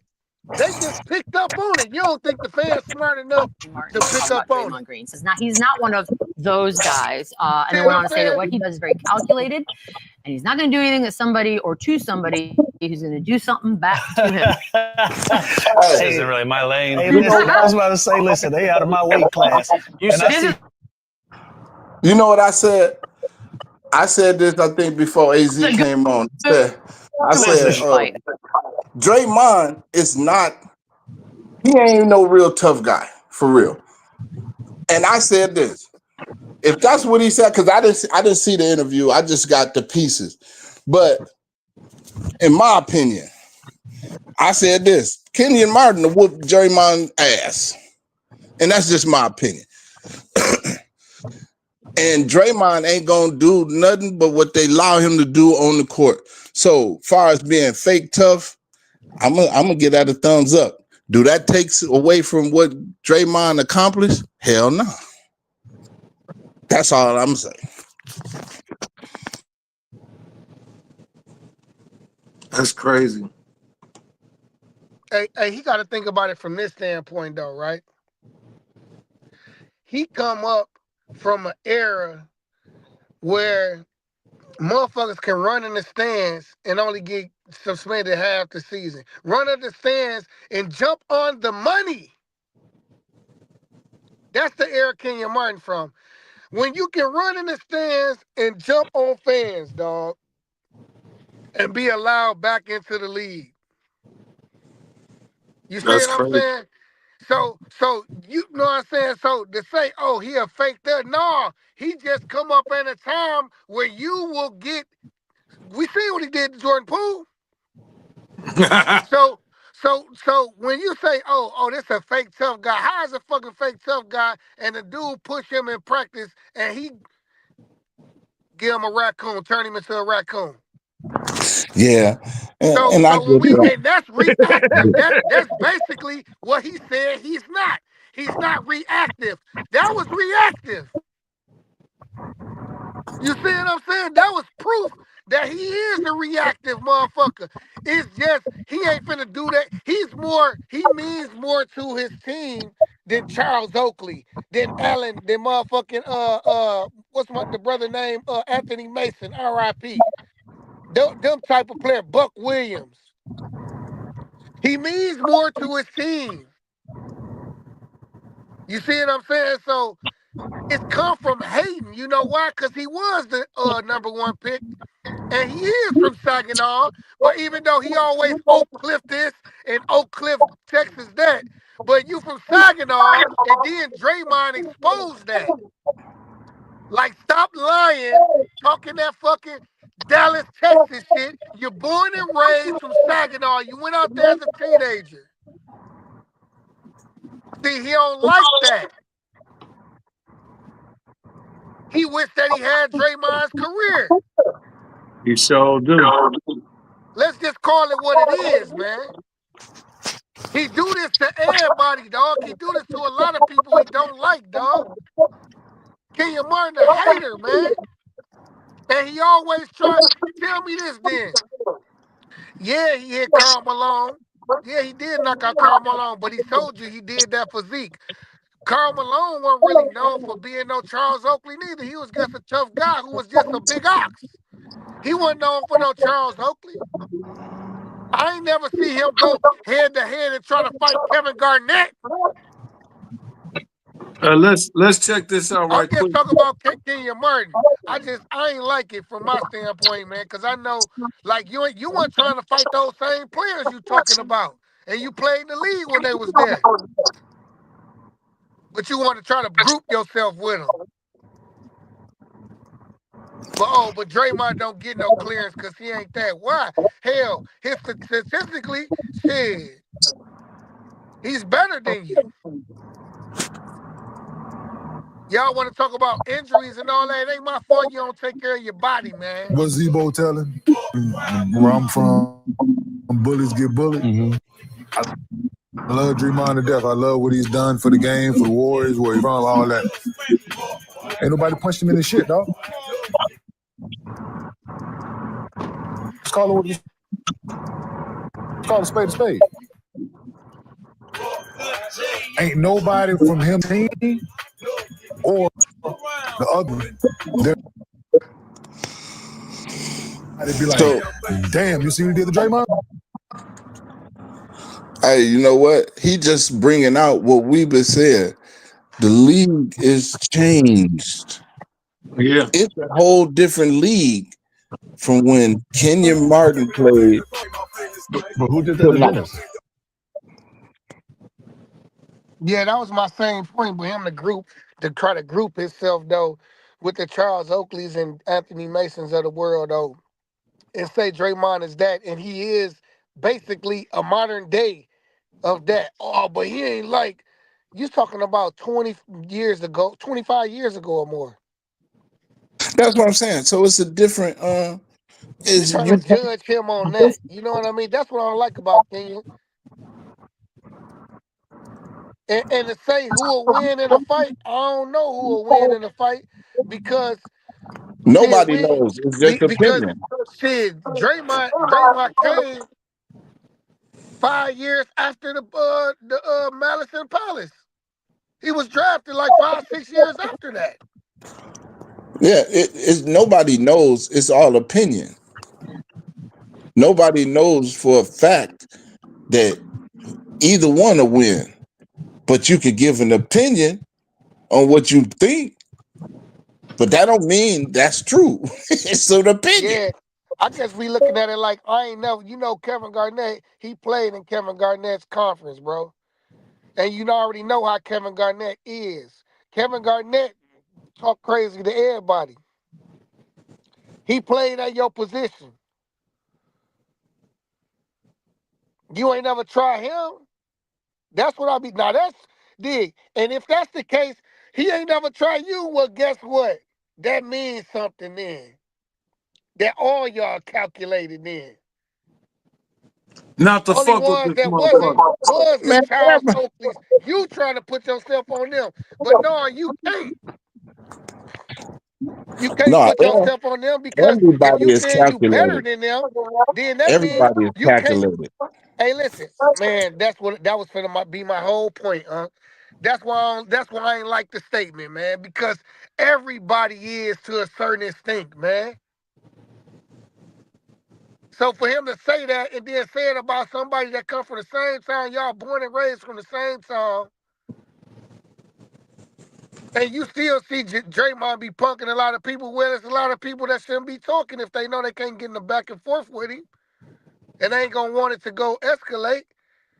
But you get mad that he getting what you wanted, the 9-time defensive teams, 4-time champion. You only won one game, if I ain't mistaken, in the finals. One. And you was there twice. So that means you 1-8 or something like that, 2-8 in the finals. So man, that's what I really look at. Know what I mean? But he gonna be like, oh man, I went against Shaq and Tim Duncan. Well, motherfucker, shit, he went against motherfucking. He went against LeBron. Yeah. Dude, what I just say, Chet, before you got on? I Yeah. You ain't going said, against Mike. hey, listen, I said Draymond them beat 2 top 75 players. They beat LeBron and they beat KD. Shit, But back they beat the goddamn Spurs. They beat the Clippers one year. Who beat they the beat Spurs? When they got they over the hump and beat them. Draymond okay. them beat that team. But listen, they beat the Spurs. But man, so you saying Tim Duncan was in his prime when they beat him? Man, they was the defending champions. I'm saying, was he in his prime? I'm just saying though, they beat Oh, the defense. Hear me out though. Hear me out. That I team. know I'm what talking you about said. that team. It was the defending champions of beating the big three Miami Heat. Shit, who are all in their prime. Hey, this is the thing too. This is the thing though. This is what I'm saying. Like, because you could say that about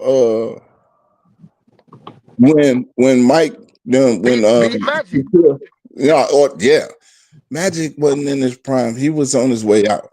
Yeah, they was the Lakers, and yeah, but you gotta say that Yeah, he beat him. Ain't nobody saying that he didn't beat him, but I'm just okay. saying though, when you say it like that, just think about it.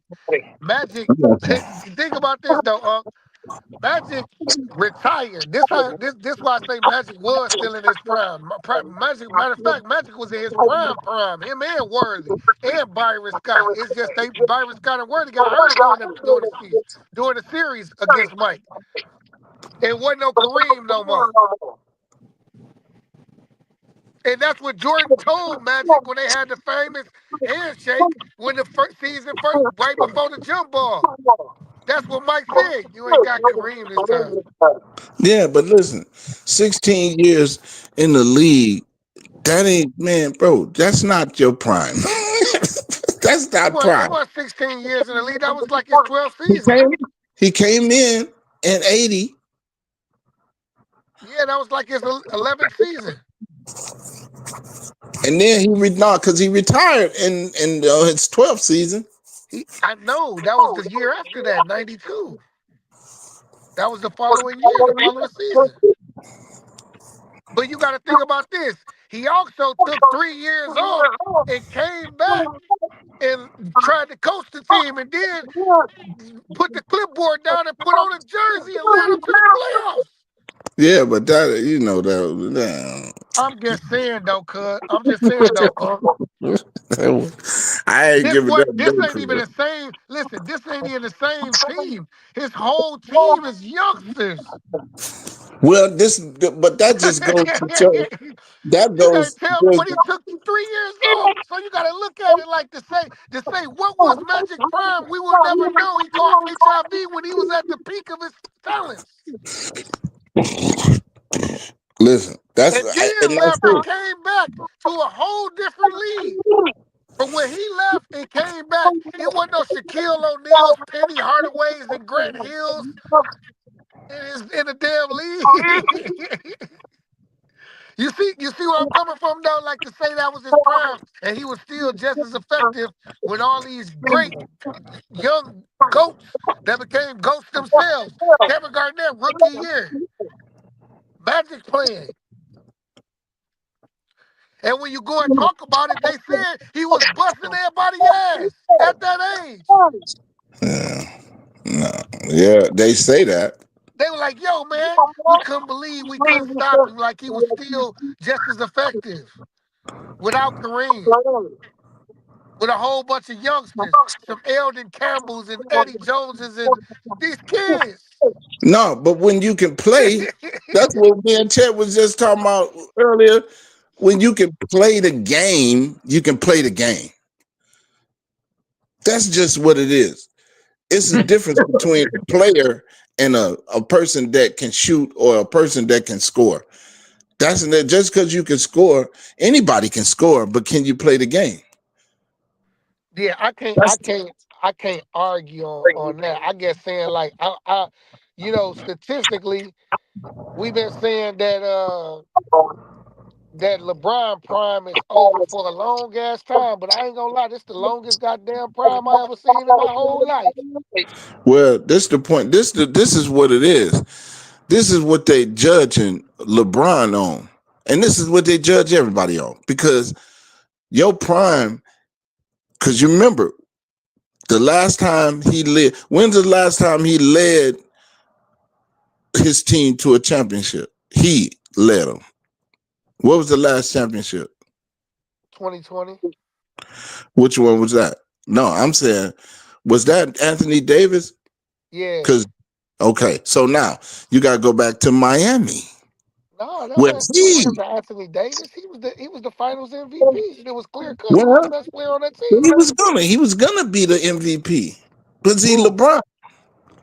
But what I'm saying is, this is what I'm saying.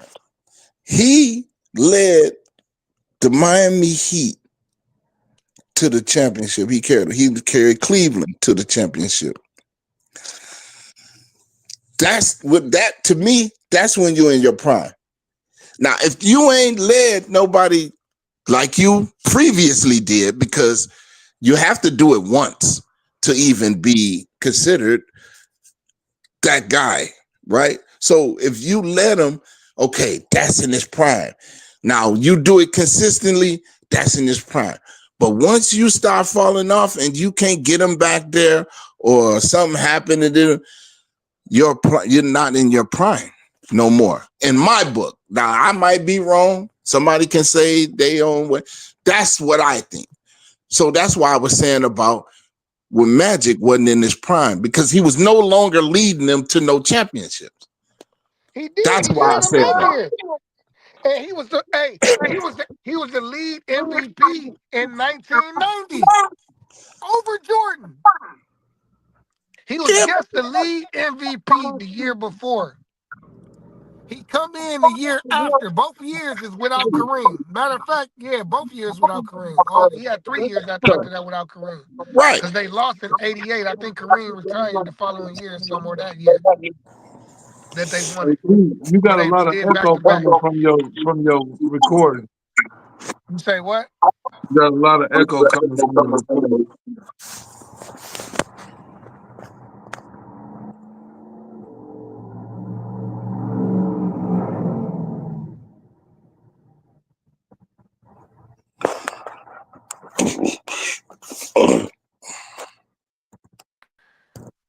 What about now?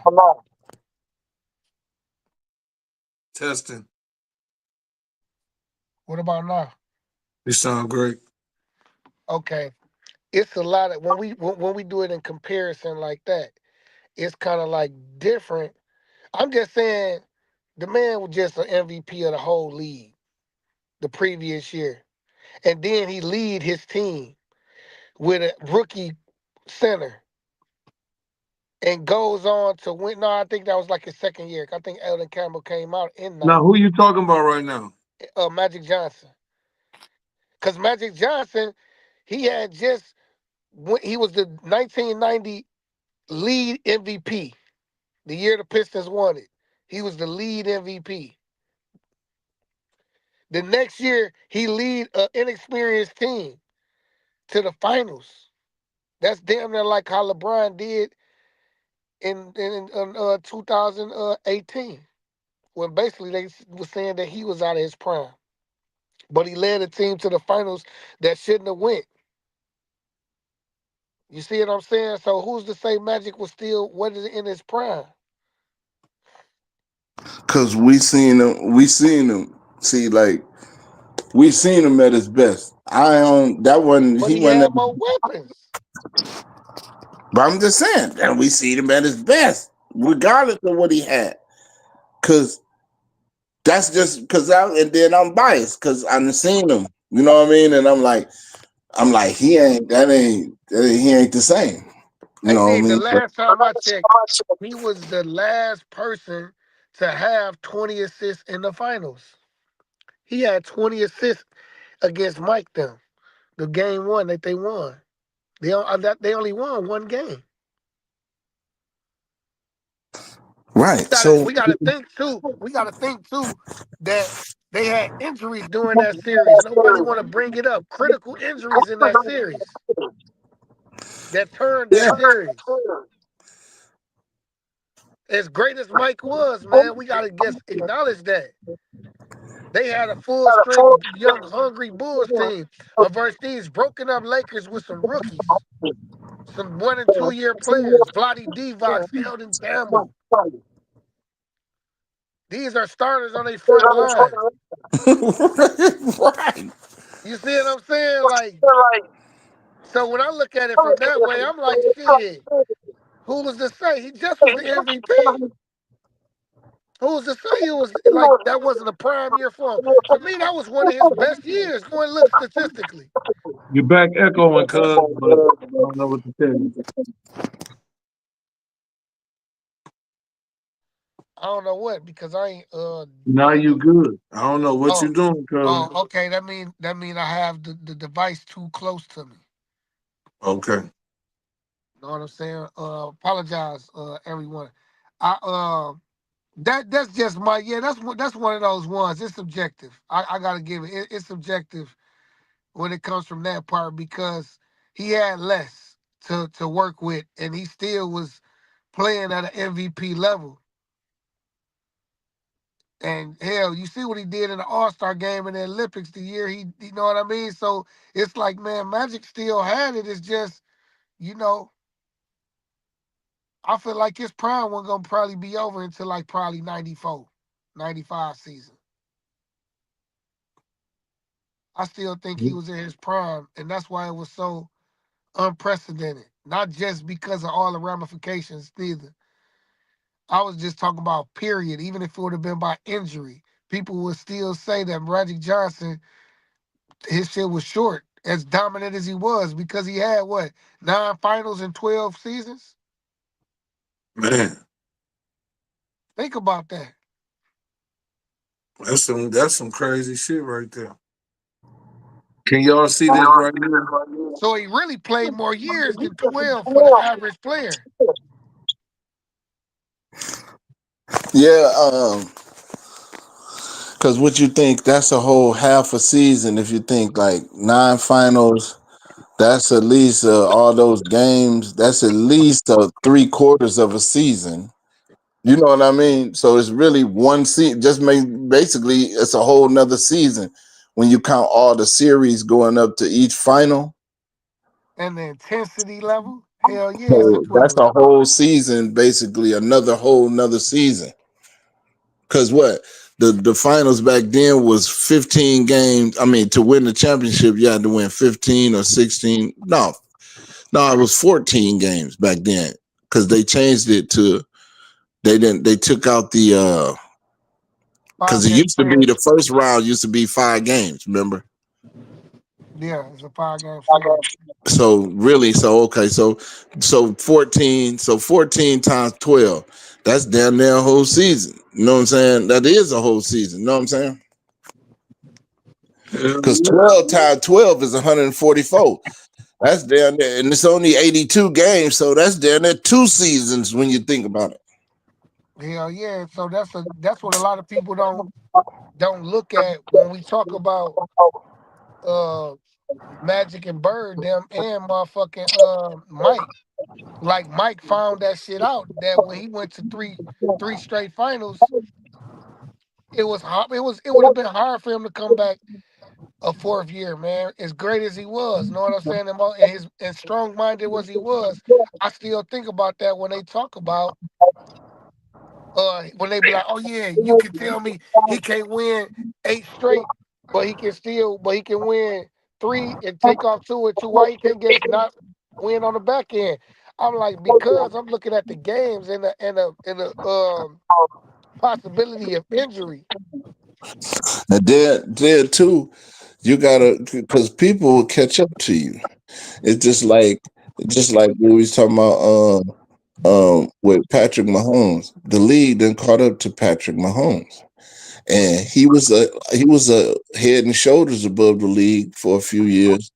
But as time go on, younger players get stronger, faster, and they intend to catch up to you. And not saying that he's not in his prime, but the playing field has leveled now because we're jumping higher, running faster.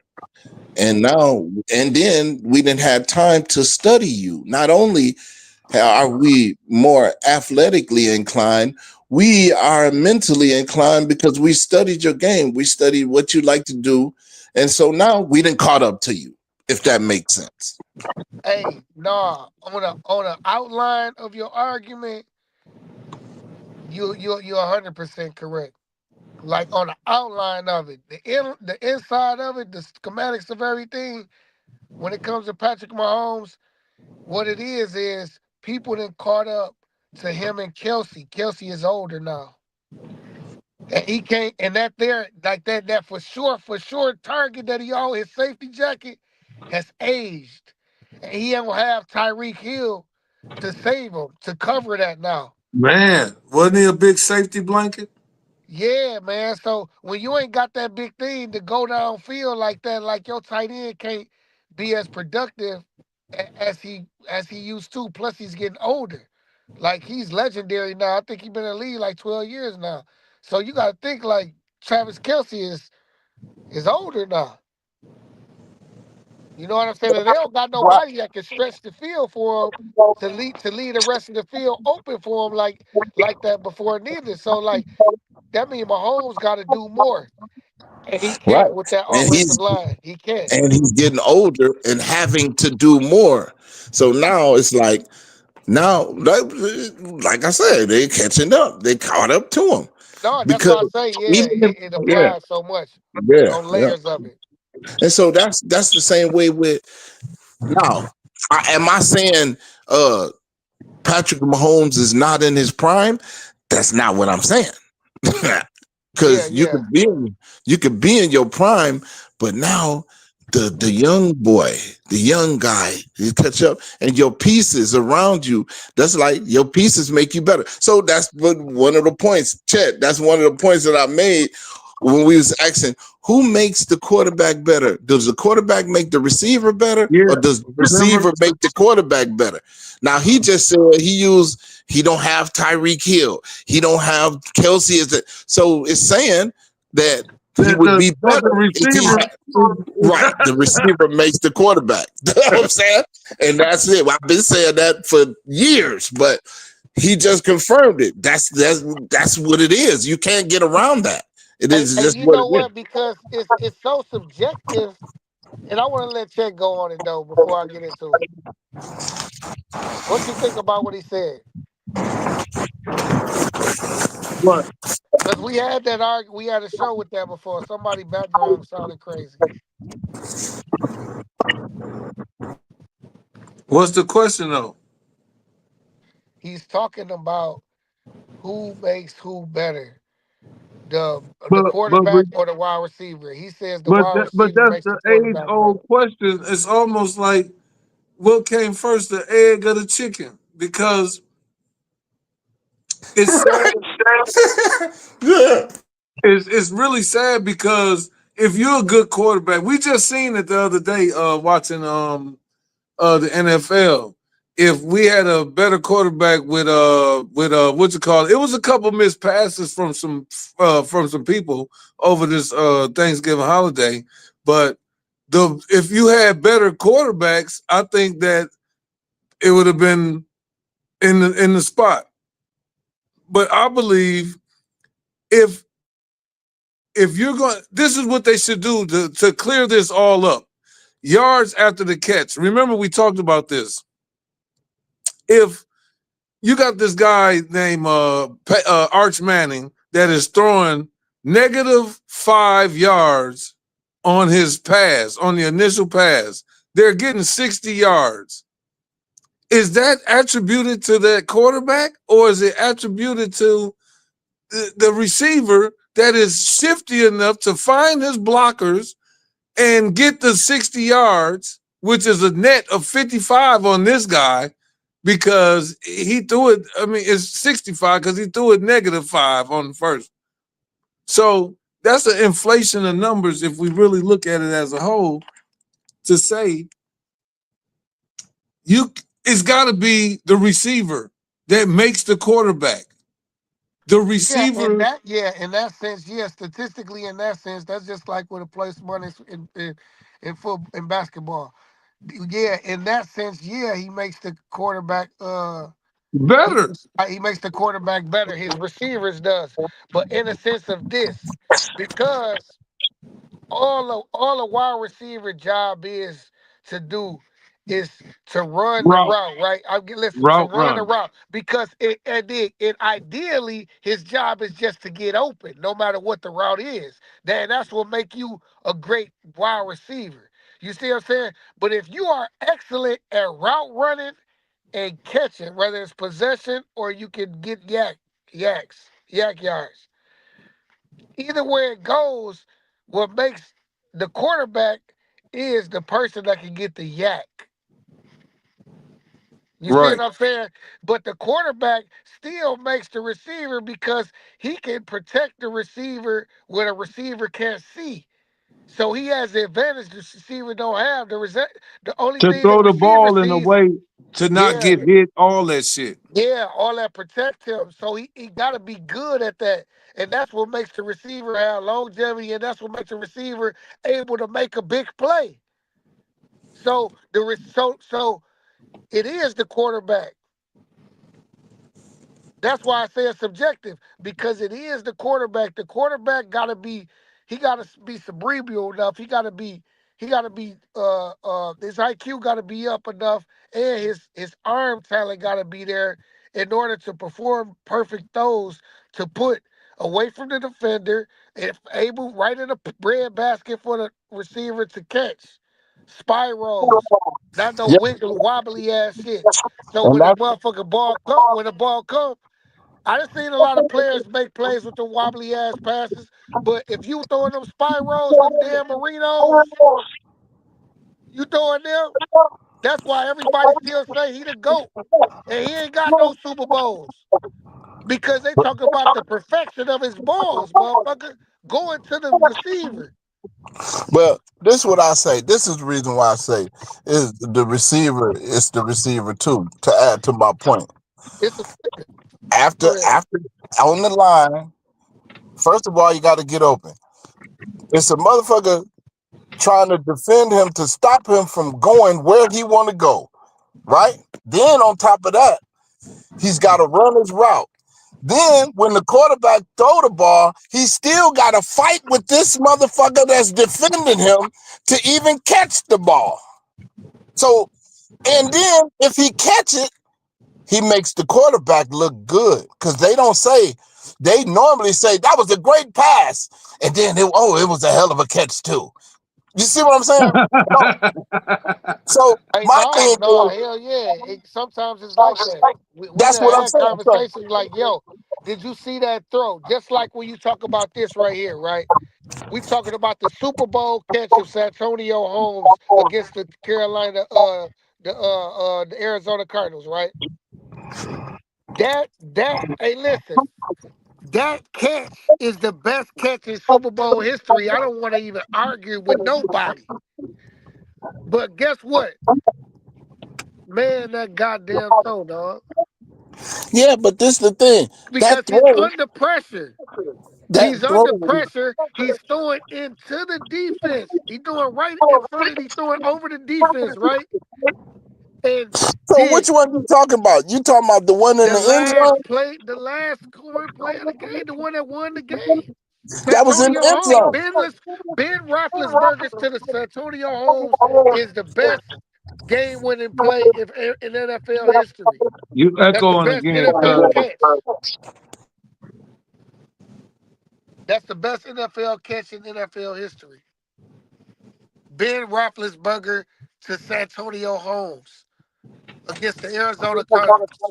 Right. And now me and Delvin was watching that game. Cause that's when I came back That's when the from Wellington Arizona. alumni won his first Super Bowl. The only So Super look, Bowl he won. on that catch, that On was that a better catch. catch than it was a throw It was to me. damn. Hey, listen, the catch.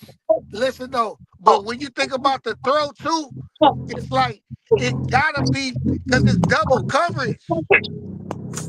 It's So double he missed. coverage, and it's just outside of. It's in out of bounds. It's out of bounds. That's what I'm saying. He So he gotta throw had it to out of. throw. If he throw it anywhere else, it's an interception or incomplete. He has to throw it out of bounds for him to get it. So that's how good that's how good the defense was, and he just was trying to make sure that he could get a play on it. But this is something they practice too. It ain't like he just throwing it away. They practice this play. Right. But this is what I'm saying. I always say this. He The gotta be catch, right. he can throw the ball, but he still gotta catch it. Because how many Yeah, times do it you say, gotta be on the money though.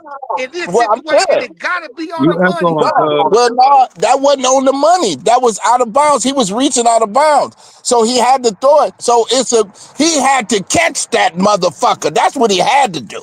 Because you would throw it like, oh, if it hit him in the hands, he's supposed to catch it. But it ain't always on target if it hits you in your hands. Because it hit you in the hands don't mean it's Hey, on target. hey, well, let's watch this for a second, fellas. Check this out.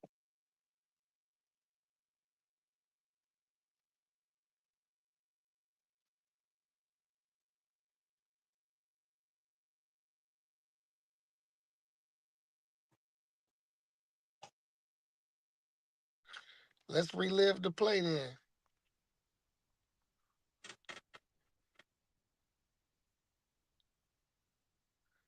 This was one of the best drives ever because he went to Santonio Holmes all the way down the field. He went to him all the way down the field, man. Roethlisberger has time. Throws to the back of zone, and it is Man, that play, man. Look at that, dog. unbelievable. Look at that, dog. Incredible. He put it where The only the official comes in, receiver lets can us catch make sure it. he's in on a play like this. Obviously, they will take a long look up. Does he get both feet Man, down? look at that, though. Left Look at it, definitely. guys. Only where he Did the did right it. tap as well Three with control. defenders. You have to have control. He threw I it say over yes. I three say defenders, both man. feet In the both corner of feet the end down, zone. and control of the ball. Look He had at it on the that, other dog. side in the play. Down on the ground. No, down on the Hey, the take it best back a catch few seconds. by bar none. Take it back a few seconds. He said they just was saying what I just said. He said it was a great throw. Oh, but it was a hell of a catch. Man, bro. That's what makes our argument entertainment. It's subjective. It's subjective. Cardinals But are there. listen, You got three guys. the thing is, the quarterback is in control But until it's the end down of on the the play. ground. Is it down on the ground? Does he toe tap it? As he has control of the ball, he has control all the way through, and that's the whole issue right there. And I say he has both feet down and control of the ball. Be on this. We have 35 seconds. If it's in, That's You see that play, man? a hell of a Seeing play. that play. Now look, he has to, not only does he has to concentrate on the ball to catch the ball, he has to get both of his feet down in bounds. And with control the ball on the way out of bounds. okay then, so the quarterback ain't got shit to do with that. Hey, listen though, guess what the quarterback got to do though? Because when I think about it, and we got to know that this is something they practice. That wasn't just a. We know they practice all year. We know that. They say they practice that. That's a sideline play that they practice. So it wasn't nothing that just came out. It just was like he just panicked. No, they practiced that. That was over 3 defenders. So he gotta make sure the pass protection there, and he has the right touch on that goddamn ball. And all of those things happen. And it's in the heat of the moment. So he got to take the pressure. We in the Super Bowl and we're down and we need a touchdown. All right. So now it comes down to this. Now I'm gonna say this because everything is subjective.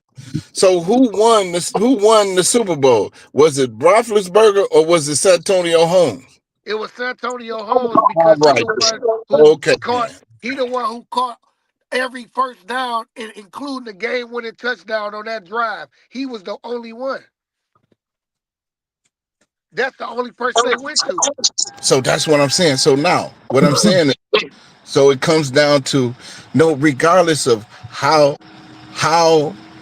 good the quarterback throw the ball, how the line was set up and the protection and all that, and he threw it right where it needed to be. The receiver still has to catch it, because if he dropped that ball, he blew the championship, and Ben Roethlisberger wouldn't have took no heat, because they would have said, well, he had the ball, he had the ball, he dropped it. Okay, so think about this then. Hey, listen, this the same person that's a Baltimore Ravens fan, right? He saw Lamar Jackson go and give it to, what was that, y'all fullback or y'all tight end? And he dropped it. He dropped the wide open play to walk into the. This is going to get them to the Super Bowl.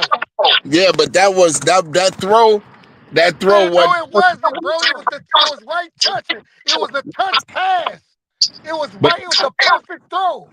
No, that was a down by his ankles, bro. He had to reach down. That was a bad pass. About the touch on the ball was perfect. Oh yeah. But when Lamar said himself, he said, I didn't put it in the best position, but he Man, still he just caught he it. just taking up for his teammate, No, man. but Because it you was know true when you look at the he just play. being the leader. No, that's what he's supposed to do. But what I'm saying is, I'm a fan. I'm not biased just because that's my team. I know when you're fucking up, and I'm gonna call it. That was not a good throw. He had 20 other throws that was better than that in that game. Now, should he have caught it? Yes, because it was a good throw or he is a great coach. I'm saying he should have caught it because, goddamn it, I wanted my team to go to the Super Bowl. But I realized that it wasn't a good pass, right? So I ain't In gonna that get situation, He's still that supposed to was a catch it, though. perfect pass. He just ain't seeing it. He wasn't with the play all the way. That's why when he saw it, he was surprised. He's sitting there looking like a deer in headlights while the ball in the air. He's supposed to be attacking that damn ball. This is a chance to go to the Super Bowl. The fuck you doing? You ain't in the play. You're supposed to be all the way straight line into the play, looking for the ball. You know the play. Like, he wasn't even there, bro. If you go and look at that play. Like, listen, it all comes to, like, you getting put in a situation to make a play. Both of his hands and his body got a chance to get on the ball. You ain't even looking for the ball. To the last minute, you like, oh, no, I'm on the play. You in receiver. You're supposed to be looking for the ball. That's why the quarterback gets pissed at the receivers when they ain't going where they supposed to be. Right. And I can see the field better than you. Your back is to me. You know what I'm saying? I know, like, that's why people got to understand the job of the quarterback. It's more than just throwing the ball. I got a lot of shit to worry about. I got like 6 motherfuckers right here, or 8 that's ready. They want to knock my damn head off. I got to get through. I got to get it off too. And I got to make sure I protect you. It's a lot of things I got to do besides just run and catch the ball. That's what I mean by the quarterback's job. Like, man, their job is harder. They got to deal with a lot more than the wide receiver. Just like then, the quarterback took the damn he took the blame for that play, but he know that wasn't his fault. The whole world know. The dude who dropped the ball. Period. So, but what you saying that? Let me talk right quick. And what you saying that you gotta say that the receiver is the one though, because if the receiver gonna get blamed, not the quarterback, that means that the receiver is the one. That's what I think. That's what I was thinking, because you're gonna say, because that's why I said a quarterback can hit him right on the numbers, right, and hit him in stride. If he dropped that motherfucker, they gonna be like he the worst motherfucker in the world. The quarterback hit him right where it's supposed to be. So, but when he catch it, if he catch it, they're gonna be great pass by the quarterback. You know what I'm saying? Like, because the receiver, damned if he do, damned if he don't. Because he ain't gonna get no credit if he drop it, and he ain't gonna get no credit if he catch it, because they're gonna be saying, great throw. But, you know, it is what. One thing about it, because man, knowing the position, you know what I mean? Because it sounds like we really talking about whose job is harder, basically. You know what I'm saying? Because when you come to, people don't build their team around wide receivers. You see what I'm saying? Because the wide receiver only got one primary job. Like, the quarterback has more jobs than the wide receiver, and that's why his value is more. He's got to control everything. He got to control the handle, which wide receiver is part of that. He got to be able to he got to be a leader all the way around for both sides of the ball, basically. He got to honor that and demand that type of respect. So when you think about the quarterback position versus the wide receiver position, the value is by a long shot. Like, if you put it in comparison to that. just because it's Hey, responsibility. so see if you And can that's why find that Lamar clip. Jackson was See like, if you "Nah, can man, find that I clip. should have threw it better than that." Instead of letting his wide receiver take the ball, when everybody know that wide receiver make the catch, they go into the Super Bowl. What a clip Hey, at? play that. See if you can find that clip of Joe Montana talking about Jerry Rice and what he meant, what Jerry Rice meant to his career. Oh yeah, I did see that. I'm gonna pull it up right now. Because I Hey, but remember listen, him listen, saying I'm something not that lessening the value I of the don't know. wide receiver. I don't know what That's interview it just like was. saying, that's just like the person be like, okay, Magic is the best facilitator of all time. Yeah, if you look at his average, yeah, his average is higher than anybody in NBA history. Well, guess what? Guess what he say? They still got to make the basket, but he gets praised for his assists, right? This He's like a that's not quarterback in that's the same. basketball, right? What I'm saying. I compare. Yeah, he the quarterback, but I gotta throw it to. I'm gonna get it to him, but he still gotta, just like the quarterback. I can throw it to him, but he still gotta catch it. Because if he don't catch it, then I ain't shit and he ain't shit either. I know, but guess thing So though, at the Magic end of the still day, Magic though. well, he Who this the going to thing the though. Hall of Fame? Why? Because then while you running, it's the same thing. While you running, your back is to me. So I'm in control. I'm in total Yeah, if control to my get the ball to you. yeah, but my back is to you. So now I gotta, my back is to you. And So guess what I you gotta gotta turn do? You gotta around. trust me. You gotta trust me. But I got to make a play. That's why they call Michael Irvin the playmaker. Yeah, It but you what they gotta don't trust call. me too. When I throw I'm this just, ball, you gotta trust I ain't putting you in danger. well, no, because guess what? It don't matter. You can do all you can. If you got defensive player, he gonna get hit anyway. Whether you put him in a, Man, but he we just might not seen get what his, happened. We just seen he what might not happened the get his head motherfuckers took career. off, but he gonna get hit. Because But we that's just see. what safeties is for. But I But was just saying that, yeah, that was a good analogy about it's a good subjective argument as far as the wide receiver and the quarterback's value and who is the most valuable. Cause I think man, who is only one time that the has a wide receiver ever been lead MVP in the NFL?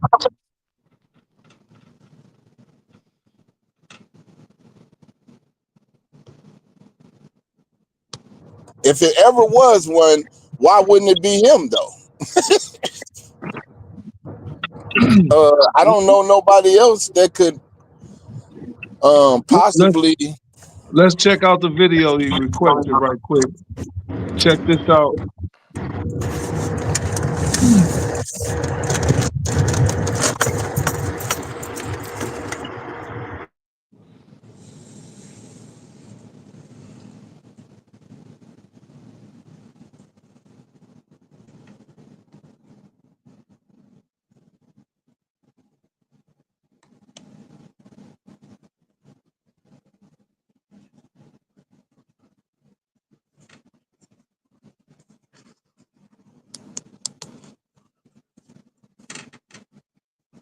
Yeah, I thought we was looking at the play.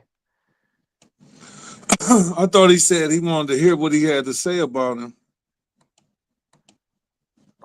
Montana on Jerry Rice. Yeah, Jerry Rice. You know what I'm saying?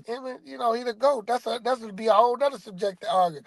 Who is the best, Marshall or Rice? That's another subjective argument.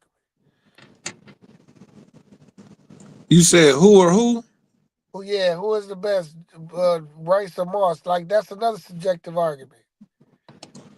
Well, it go for me like this, man. I hate to be the one to say it all the time, man, but there are people that have God-given talents, and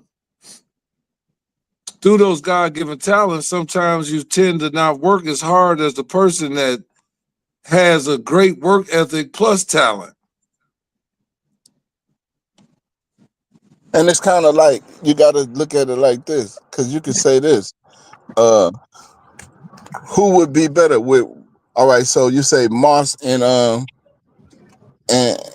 Jerry Rice, but what if Moss was catching Jerry Rice's balls? You see what I'm saying? Or He runs what a if 40 Jerry or Rice? 6 his work ethic. You adoption leader? No, that's what he did every day. When did you real practice? He struggled. I think balls hit him in the face and everywhere. It's just he was trying 10, 15 yards just to get used to making those moves. I mean, he catches the ball, but you're the first round pick. Come on, man. What are you doing? The NFL's all-time touchdown leader.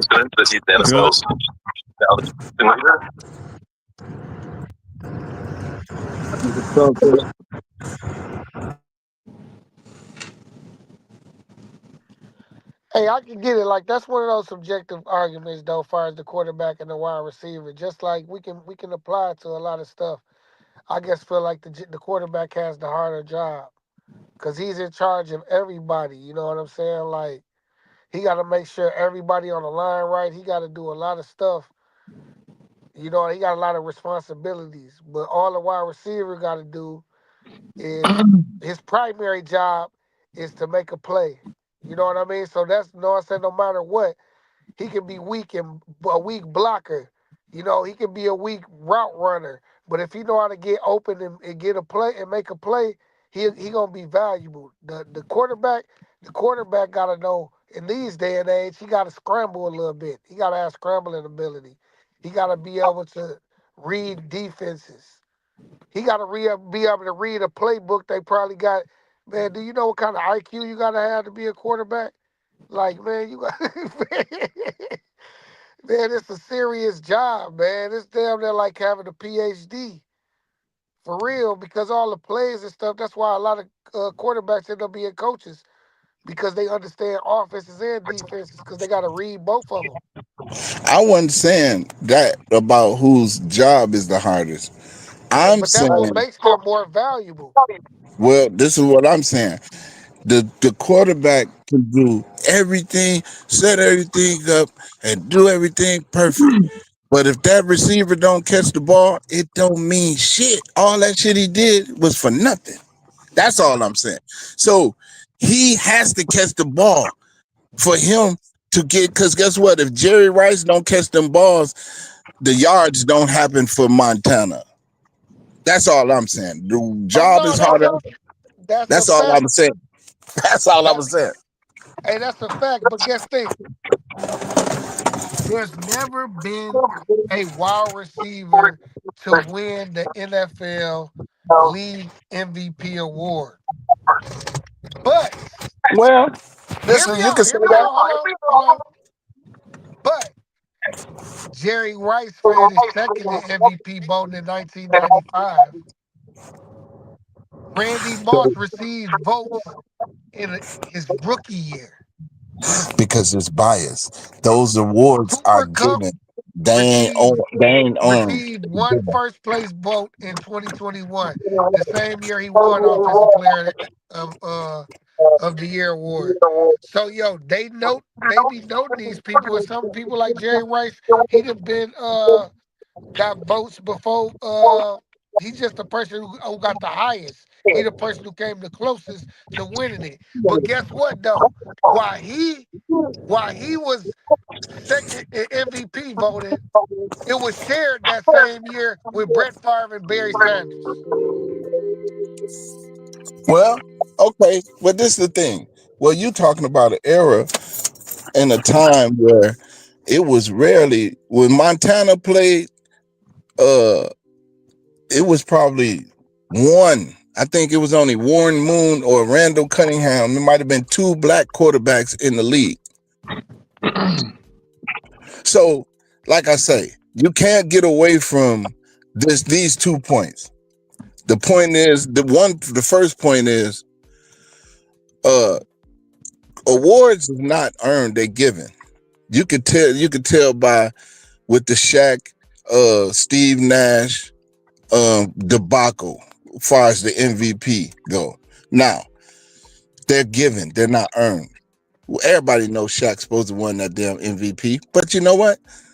We get it. Okay, he won it. Give him one. Okay, now, ain't no receiver gonna ever win over a quarterback in the NFL, just because of the tradition of what the position holds and what it is about. It was a time when there was no black quarterbacks in the NFL. Does that mean that they can't be does that mean they too dumb to read a playbook and learn a playbook? Because it's so difficult and there's so much going into it. No, that's not what it is.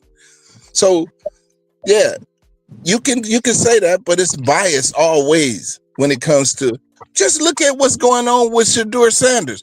Everybody in the whole world, even Stevie Wonder, can see that he's better than Dylan Gabriel. But why he ain't?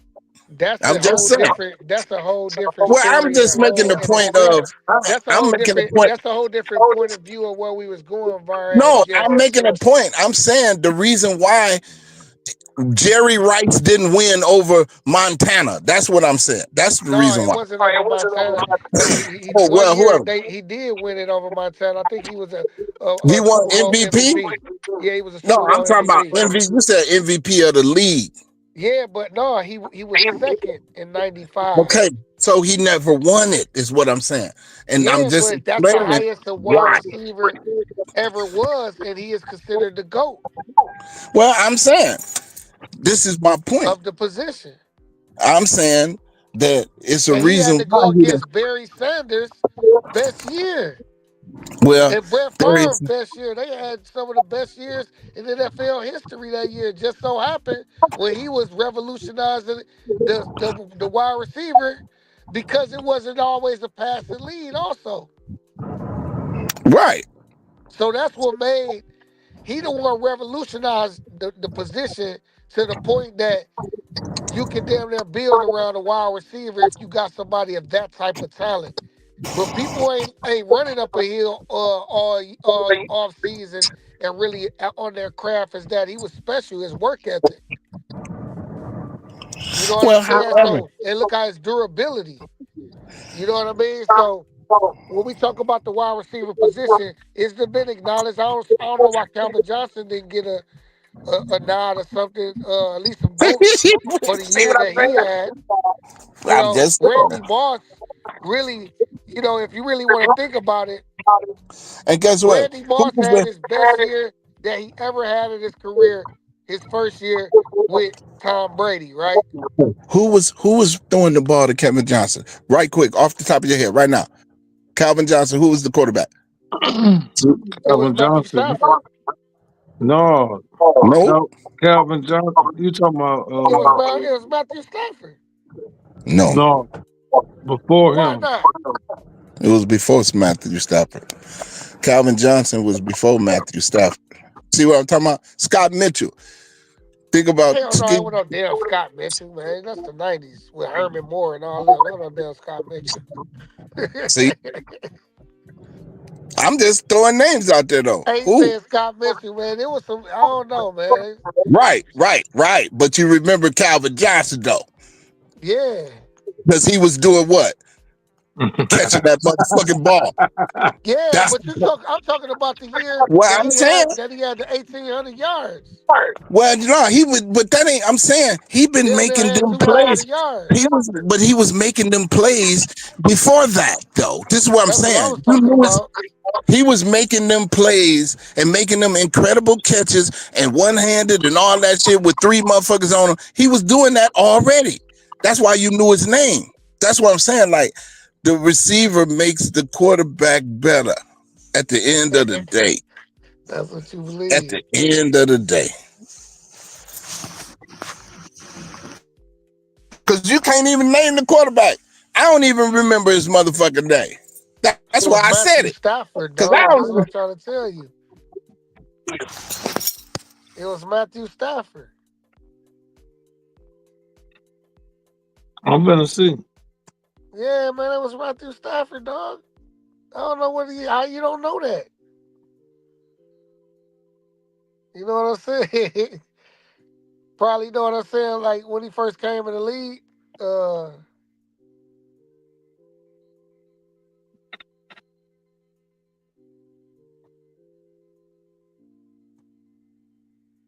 The 2000 when he came in the league, he was the 2008 Detroit Lions, the ones that was 0-16.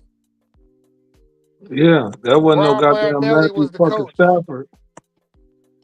Yeah, Rob Marinelli was the coach.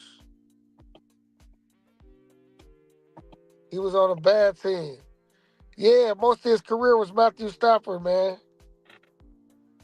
I don't see. I don't see it. Yeah, most of his year was Matthew Stafford.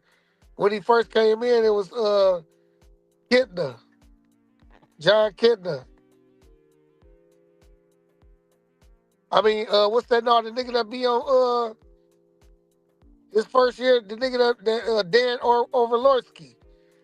That's on ESPN. That's who Yeah. his rookie year. That's who it was. Then after that, it was Matthew Stafford. He played It 6 was, years with him. So what I'm it was saying is this: Orlovsky. so you saying that Matthew Stafford made Calvin Johnson who he is? No, man, but Matthew Oh. Stafford was the #1 quarterback in high school and college. Yeah, Matthew Stafford. Yeah, when he came to Detroit, he had Megatron to throw the ball to. Yeah, but listen, he a Super Bowl champion right now.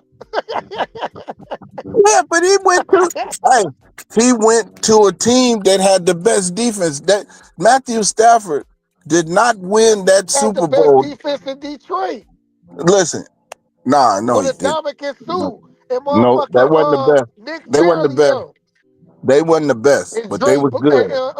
what's my other the guy was that with They Dre was Block? good, but they wasn't the And they best. was great. They wasn't the #1 defense in the league when they was there. They had defense. They was good. They was top 5. Well, I'm just saying. I'm saying #1. When Matthew Stafford, when the Rams won it, they was the #1 defense in the league when they won it. That's Yeah, all I'm saying. They the but Rams. Detroit was up in there. They was like top Okay, 3 in I some ain't saying. I'm categories. not They was one of saying. the best of that era. I'm not saying they was garbage. I'm saying they wasn't #1. So when you said he won this championship and with the Rams, they had He the was the Super #1 Bowl winning quarterback now. defense in the league that year. I'm getting That's what paid I'm 82 saying. for 4,000 yards without Calvin. But who he's throwing it to? Man, I don't know. St. James, somebody, I don't know. I don't even know if they was in the league then. What's my man name? Golden He Tate or just saying somebody? that. Yeah, Golden Tate or somebody. I don't know. It wasn't Golden Calvin Tate no more was though, but the he that still was that still was them putting up boys. numbers, man. Like man, like he left and went to the team the first year. They couldn't get right. He get them over the hump. So we can't say it like that's the Super Bowl winning quarterback. We gotta put some respect on his name. And he played most of his career with Calvin Johnson. Calvin Johnson career like what 1, 2, 3, 4, 5, 6, 7, 8. See, he had 8 years with that. That's his whole career. Johnson whole career was with Stafford. So you Yeah. gotta think, so know what I mean? He had a good quarterback too. And he was a hell of a player coming out of Georgia Tech. Yes, he was. He deserved to be one of the top guys, the top pick as a receiver. He was that impactful and grateful. And he was 6'5", strong, speed. He was like Randy Moss on steroids, man. Yeah, Megatron for real. He was great, one of the greatest ever, arguably. But he did have Matthew Stafford. He really did.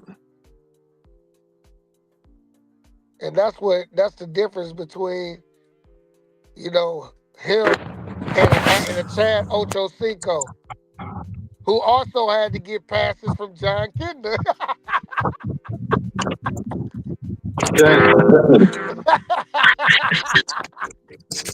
Hey, and he made John Kitna a name because he wasn't really. He got him to be that. That's how he probably got his job over there in Detroit.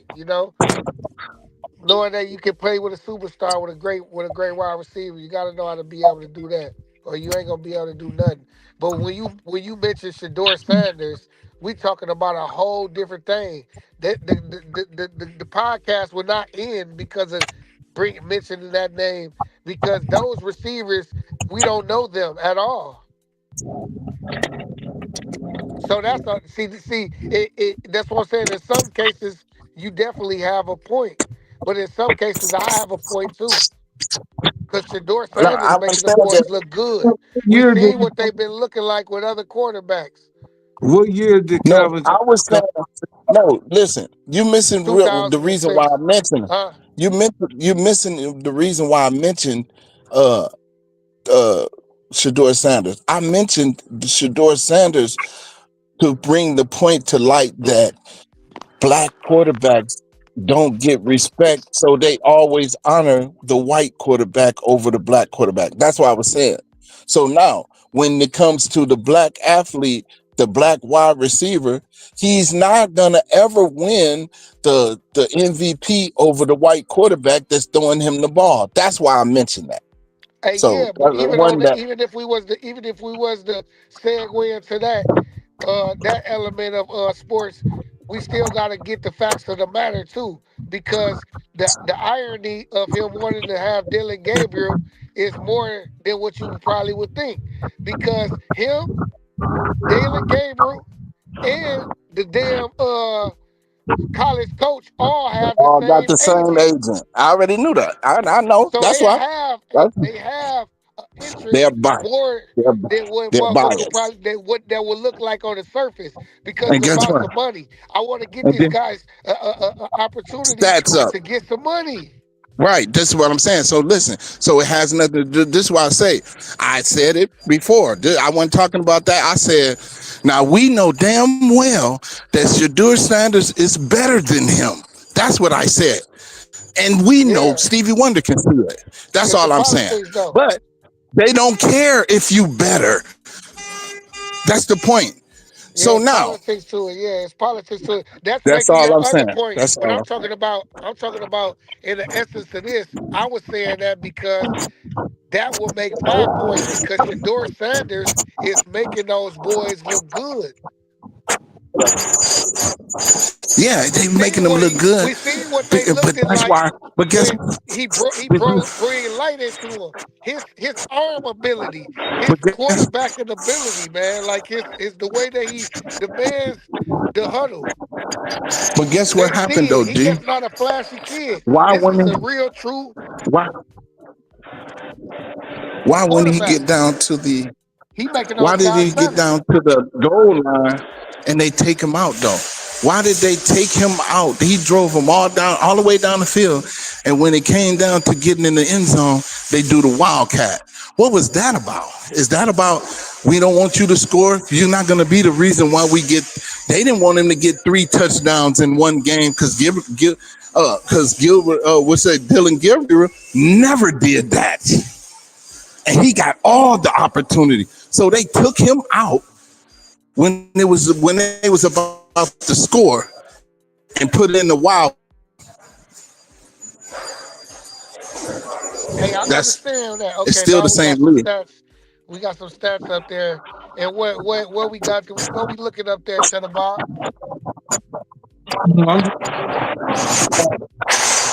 Oh, you see it right there, 2006, John Kinder. John Kinder again. Dead on. Look, I told you, Daddy O up there. Culpepper and Kinder again. That was the quarterbacks.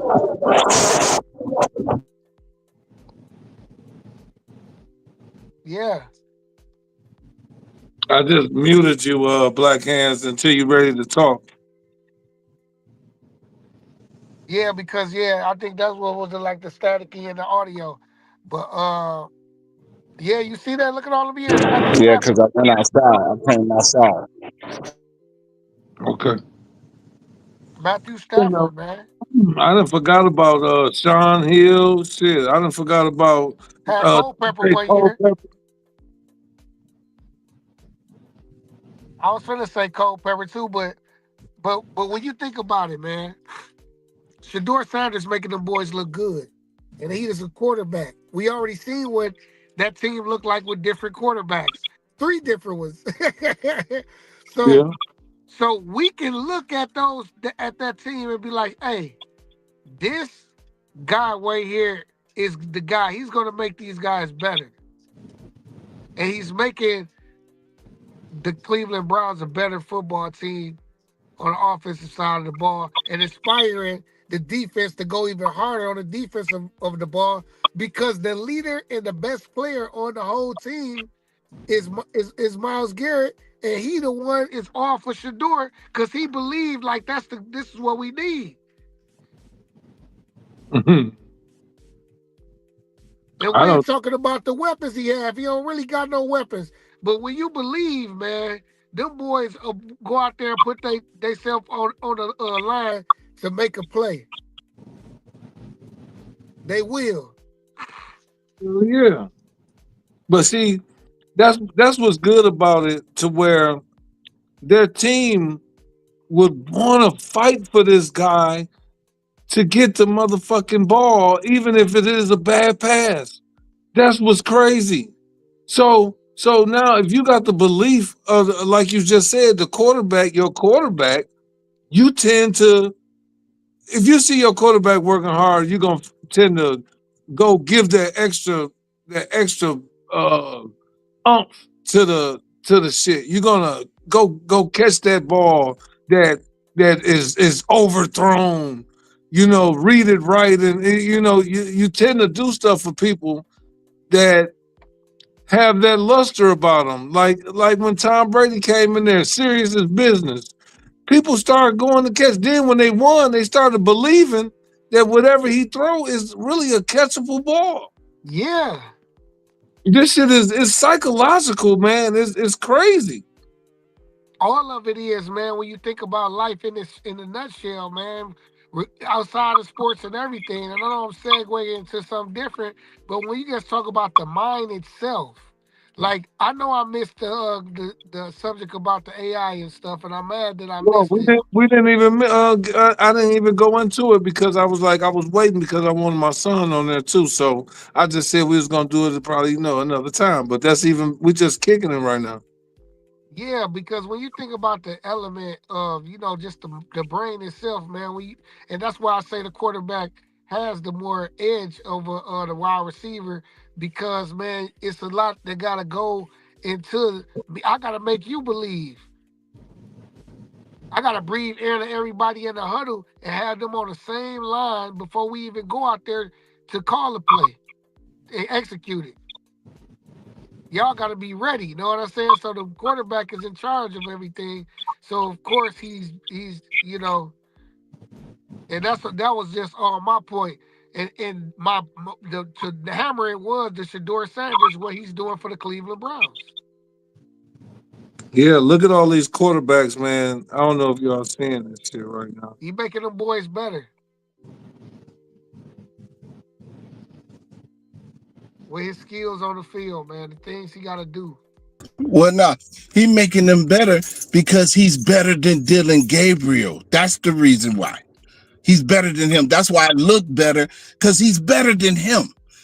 Because if he would have just been starting, if he would have started Shedeur at the beginning over Dylan Gabriel, then we would have been talking about, he ain't this and he ain't that.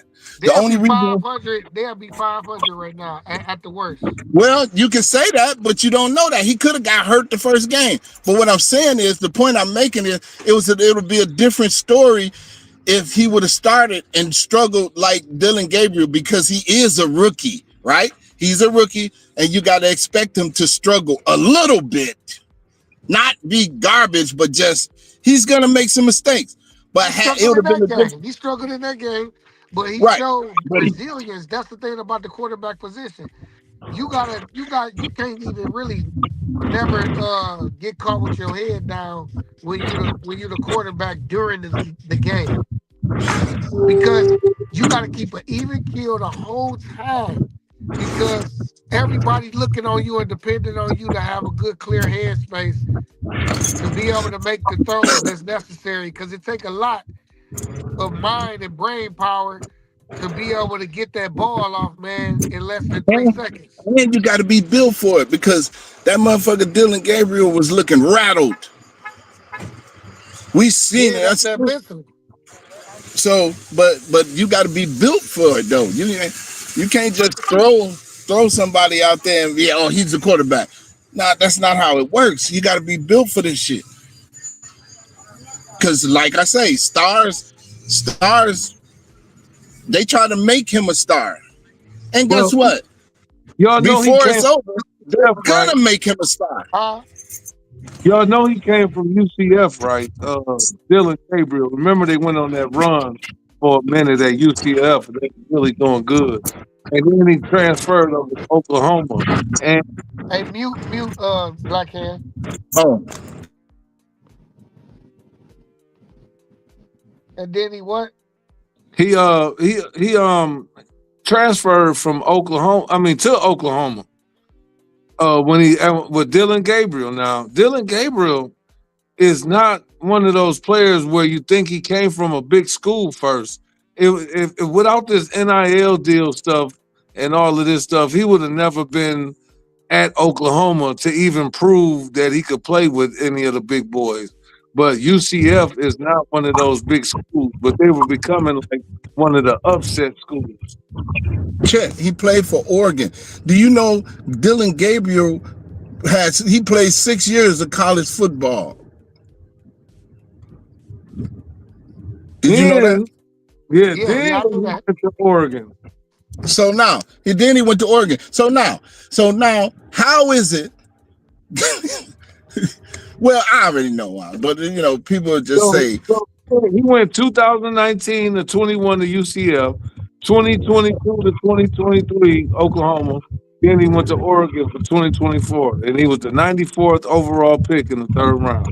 So, but he was not better than.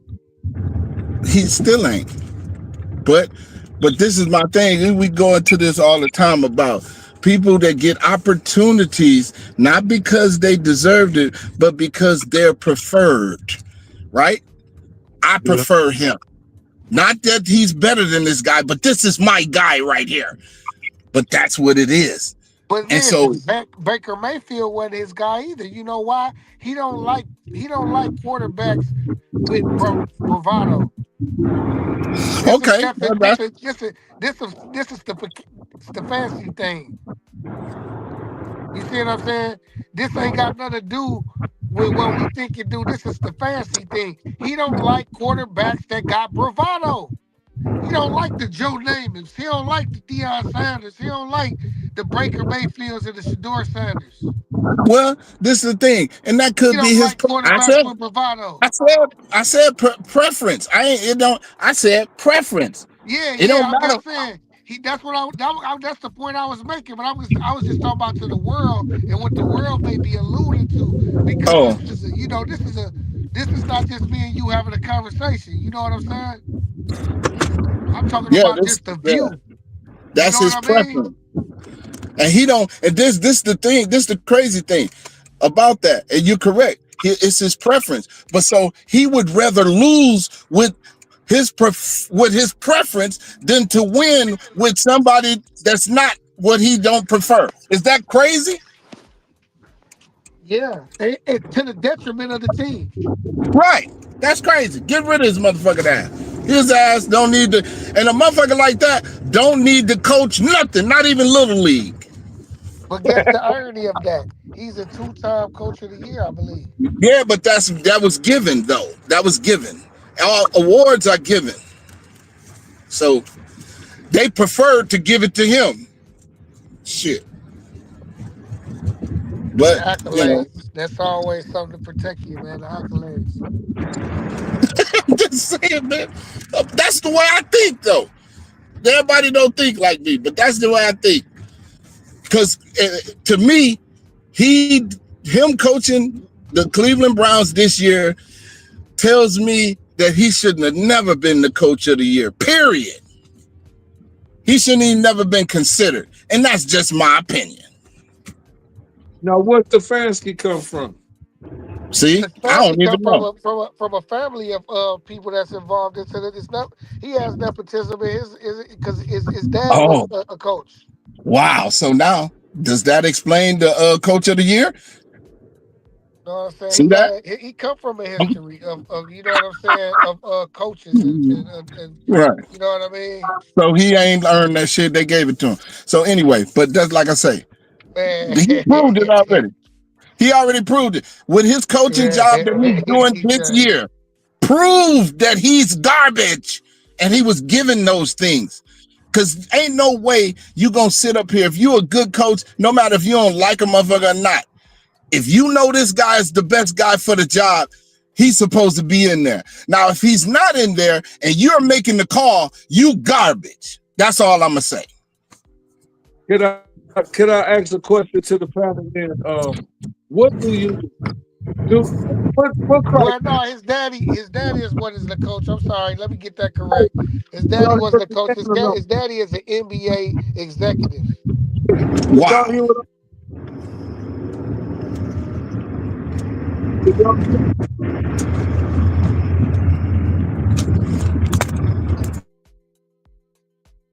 Can y'all hear me at all?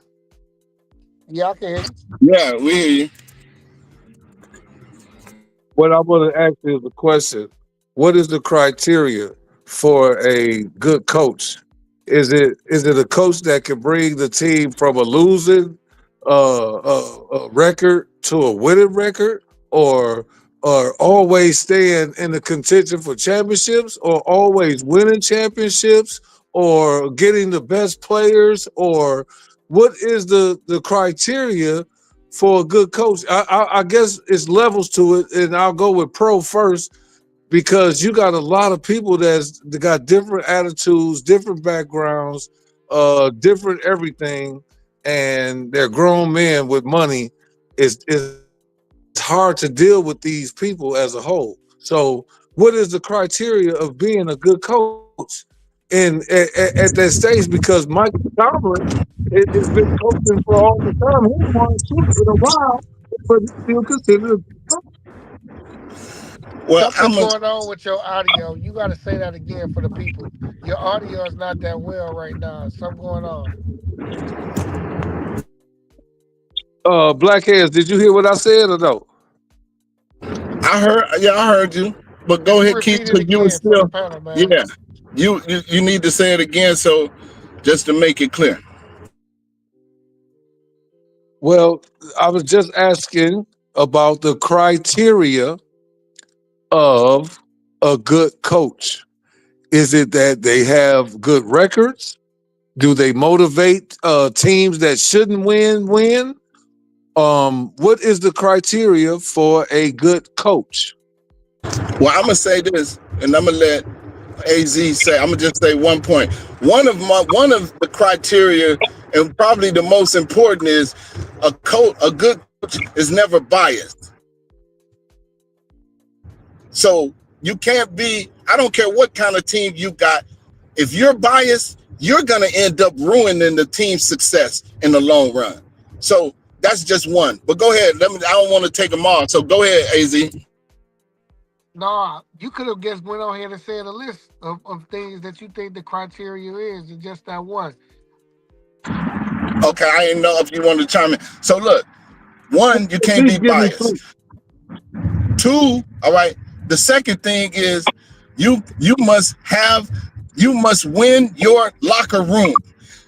The players on your team must be with you 100%, and they can't see no shady, feel no type of way about any kind of favoritism or not favoritism or any kind of thing against a player. They cannot see that, because guess what? That's gonna ruin the locker room, and that's my two.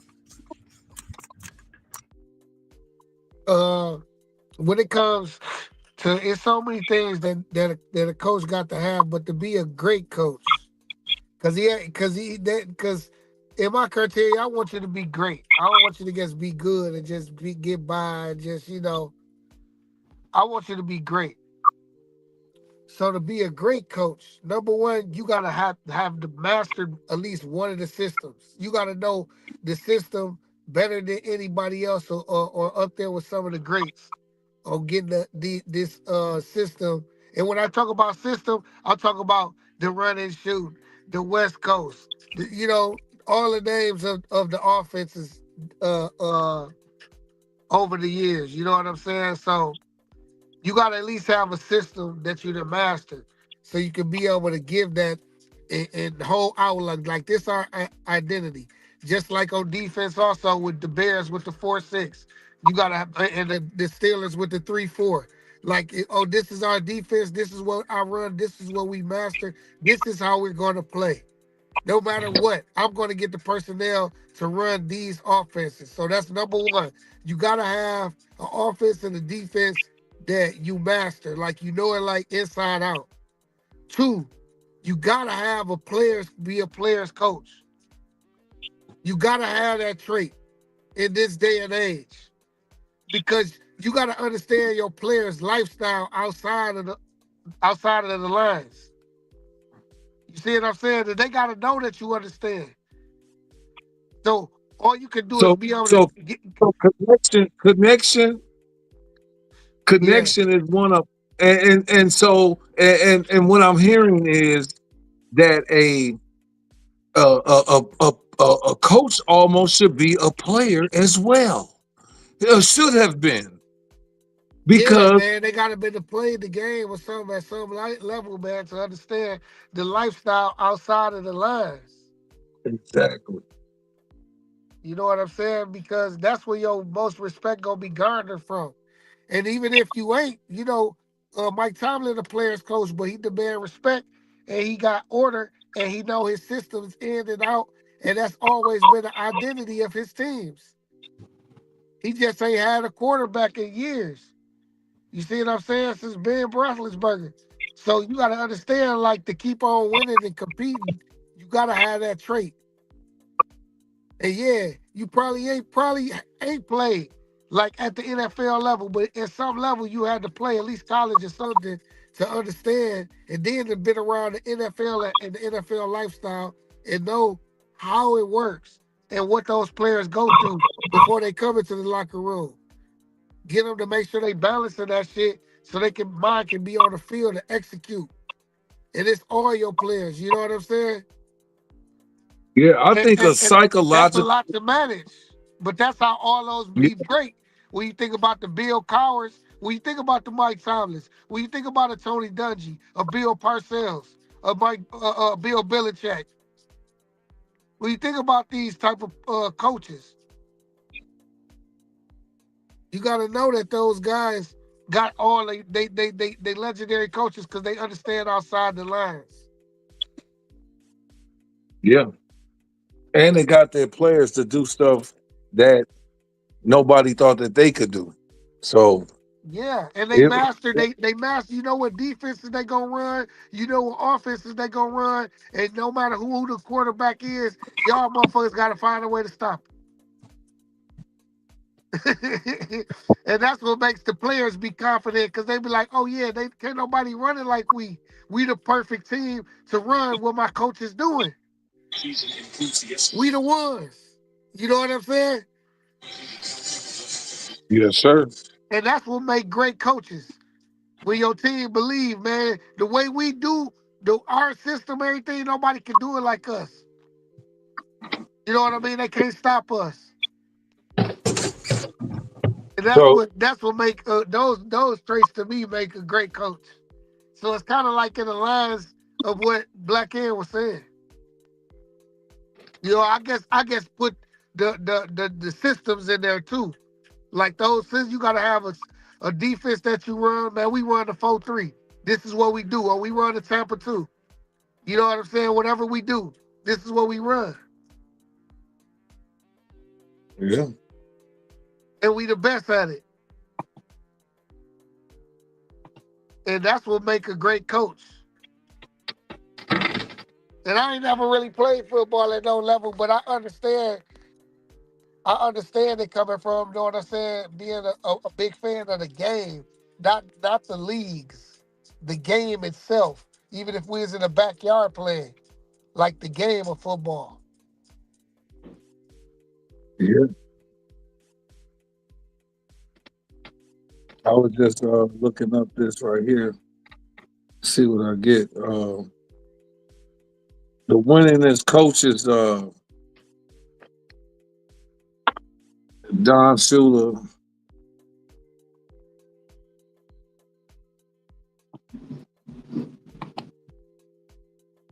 Don Shula is the only coach to have an undefeated season too and win it all. Super Bowl. One time it's been done, yeah. 1972 Dolphins. Well, We talk about, I said Larry Zonka them. here we go, Don Shula. Can y'all see that? Yeah. Who was that? George Halas, the Chicago Bears.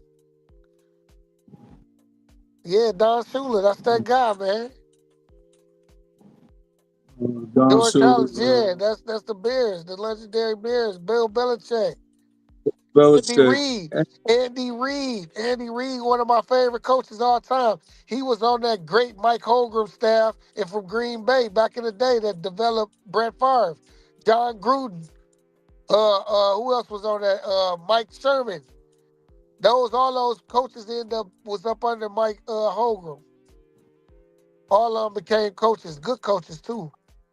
Andy Reid was his best student. You got Tom Landry. Oh yeah, man, my Cowboys. Yeah, how about them? Top 5 all time. With the legendary hat. Yes, man. That's the top 5. And you know what? It's right there. Marty Shanahan was a good coach. You know what I mean? Mike Tomlin, number Dan 11 Reeves right was solid. Chuck Noll, we know he's the GOAT. He won 4 Super Bowls. Mike Tomlin almost Yeah, in that Chuck top 10 though. Hold on, how far He got Mike need? How many Mike need before he in the top 10 all time? Shit, he had 189. If he win 2 more games, he passed Dan Oh, he's Reed. gonna get into the top 10 all time. Let's go up. Hold on. Let's see who up there. Now, who else up there? He might be the first African American in the top 10. Let's go up. Who in the top 10? He finna make history. Go up. Shit, it ain't no black motherfucker. Oh my goodness, man. He finna be the first African American head coach, Super Bowl head coach, to get in the top 10 And all time and wins with one team. That's phenomenal. We got to keep track of that. Yeah, Mike Tomlin. That's Remember hard. the name. That's hard though. I ain't gonna even lie. But you know, they the only fucking franchise that keep one fucking coach. Shit. Yeah, you see Chuck Noll on that list too. Yeah. That's what I'm trying to say. They they have no fucking choice. Bill Cowher. Look, Bill Cowher. He got 149 wins.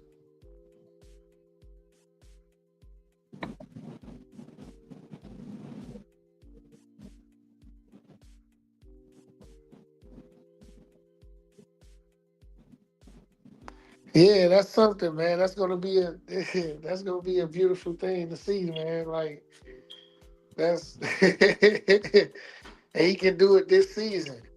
All time, man. That's something that just really snuck up on us, man.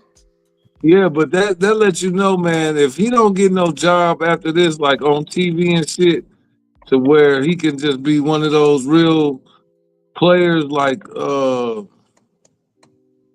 them motherfuckers that get a job on there, man. And I just don't see how he can't get a job and stay on there, man. He already a Hall of Fame coach. I don't give a fuck if he ain't. You know what I mean? Just think though, man, in hindsight, Aaron Rodgers took one of his Super Bowls, man. And ironically, he got an opportunity to win him one. But he got hurt, man. That's the thing about it. Like, man, if he would have made it And because they was playing good, Aaron been playing good at Pittsburgh. They was a threat.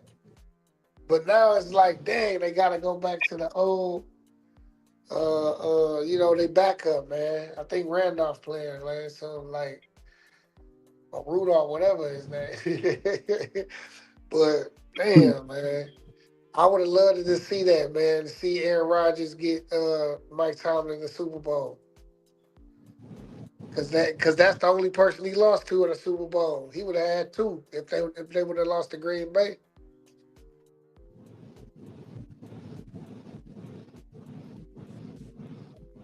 Yeah, I know he just was a coach this whole time, bro.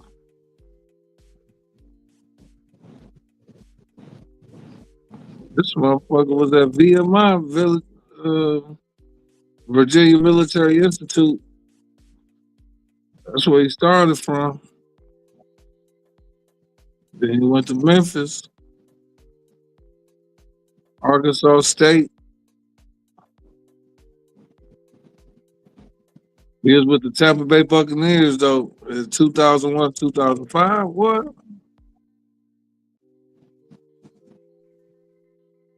Yeah, so he was on that staff, know what I mean, that won the Super Bowl. Yeah, so he after that, though, you got to think, though, he came in at Minnesota and then went to the coach to, man, damn, bro, this motherfucker cold. And he young. That's why people talking about his career being over and sitting on the damn panel with Bill Cowher. Hell no, man. He can go another 10. Yeah, he's 53. No, he just go another 20. What are you talking about? I'm just saying, like, and he never had a losing season either. His whole time in the league, man. Bro, Never this had a motherfucker. losing season, man. They always going to the playoffs, man. Since ever, bro, in the history of football, bro. Yeah, he one of the GOATs, man. Like, people sleep on Mike Tomlin, man. He Come one of the on. GOATs. All right, look, man. Let me just tell you this, man. Number one is 328, bro. If he coached for 20 more years, bro.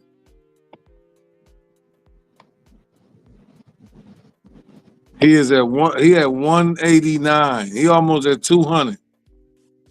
10 more seasons, he can get it. Think about how we don't say nothing about the white motherfucker coaching till they 90 or 100, but when we can do it. Why we can't do it?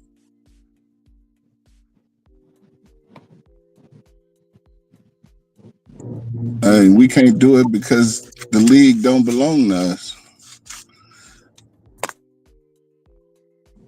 Yeah, it don't. It don't. Just But I ain't like know Sean Payton right now. Go ahead. What you say? like how you could do whatever you want to do in your house, with your house, for your house, to your house, because it's your house. And that's how they feel about their league and everything, that their corporations, their jobs, they can do whatever they want because it's theirs, and they rightfully so, right? You can't get mad at that.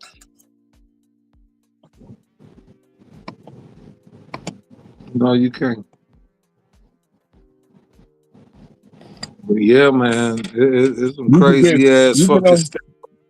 You can get mad. You can get mad when they paint you a picture that ain't true.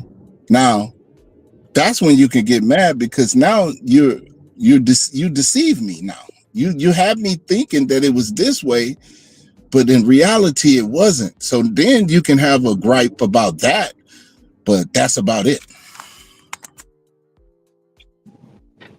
Yeah. I'm gonna see. But anything else on y'all mind, man? Before we shut it down today, we got about 6 minutes. Anybody want to say whatever they got to say? Any shout outs? Anything? I want to do shout out to all my people, all my family. Want to say what's up? What's up? I want to say to all people. Oh yeah, subscribe. push that subscribe button, like button, whatever. And make sure, guys, we watch the show. If it ain't number 15 to 20 minutes, just watch the show, give a feedback or whatever, man. You might see something that you might want to change, anything that we can probably improve on, anything. But just anything, man. Just No, I'm good on the closing. I'm good. Welcome to another show.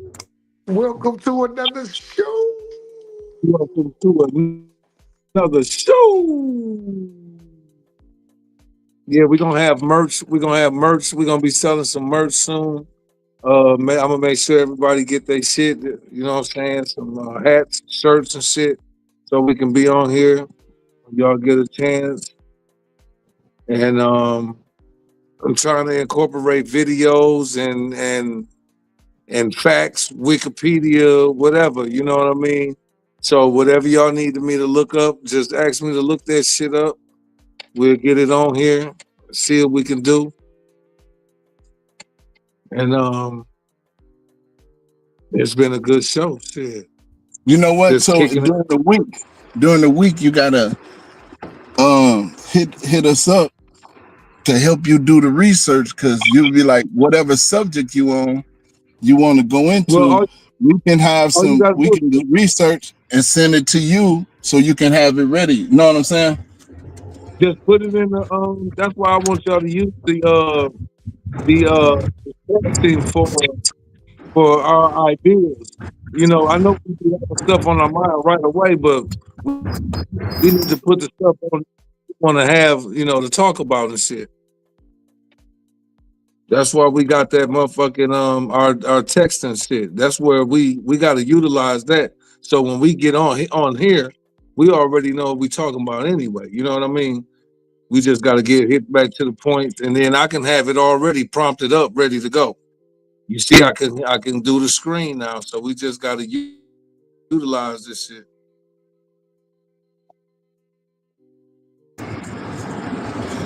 $100.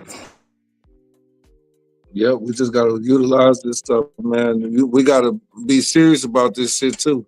Even if we think that it is play or whatever, it seemed like it, but it's people watching this shit, man, and they gonna fuck with us, man. So we gotta make sure we on our shit. I like to have good conversations anyway, so in whatever way it goes, it's gonna be all right. We just gotta make sure we here every time. Make sure we just on tune with the shit and figure it out. Shit.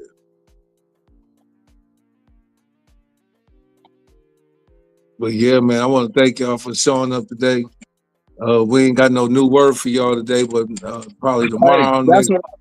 Listen, you just pulled it right out of my mouth. I was like, we got to do a word of the day segment. Yeah, all the time.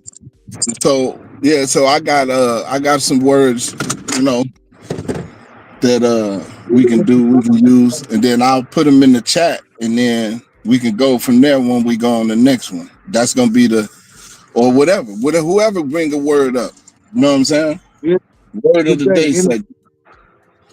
Anything gonna make it. Hey, it's almost like these loose talk about bullshit. Hey,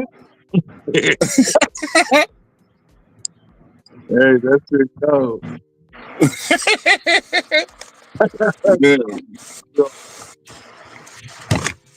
Yeah, man. Hey, until next, man, we gonna come back. Hey, we got to get the ladies on. You got to let me know. Yeah, we'll do it this week. Because they don't know nothing, but you know they going to talk, right? We talking like a motherfucker. Well, yeah, let me do. So, y'all have a good one, though, man. Hey, until next time. Podcast.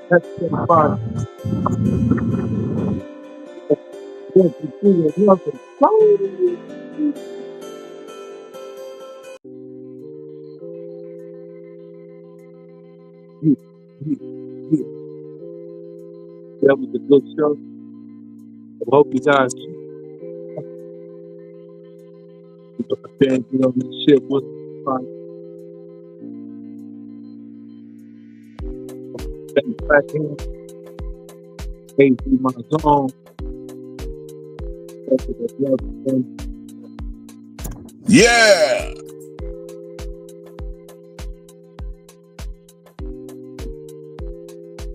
That's my ad lib. Yeah.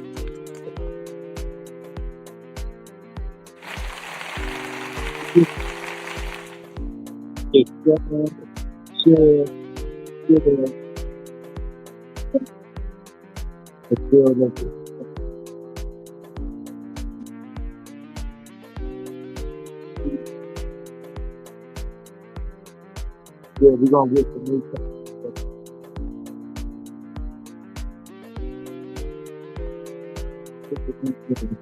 I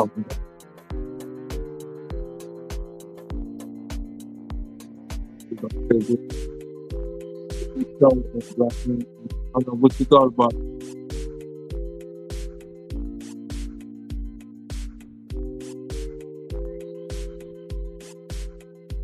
Hear me? I ain't hear you. What you say? Yeah, that was a good show. I don't know what you think. Yeah, it was. It was. Man, we just didn't have everybody on. Man, we got to start getting everybody back on. So who feel up today? I hit You breaking up. I said I hit a fill up.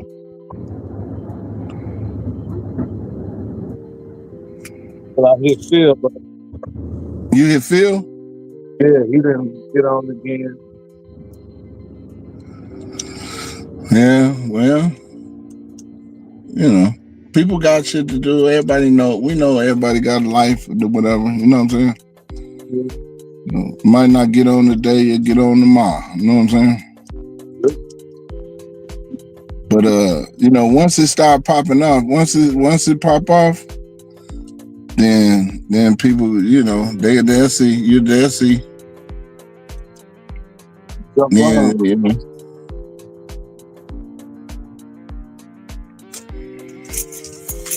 So yeah.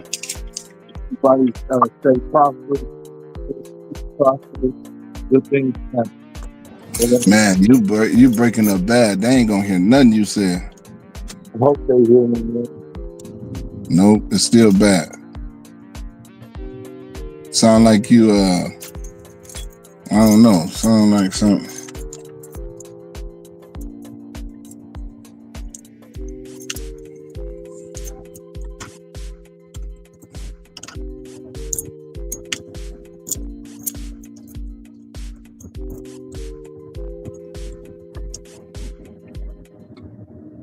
Can you hear me now? Oh, I hear you now. I just said everybody live prosperous, live prosperous. Well, no, hey, everybody live righteous. Live righteous, live righteous. Yes. Live nice. Because if you live through righteousness comes prosperity. Through righteousness comes prosperity. So we must put that first. Then prosperity gonna chase you, right? That's the mindset you gotta have.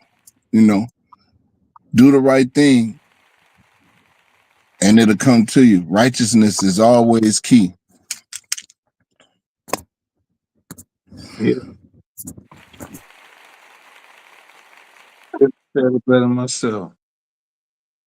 Till next time, till next time, till next time, till next time, till next time. Happy Face Podcast. Ooh.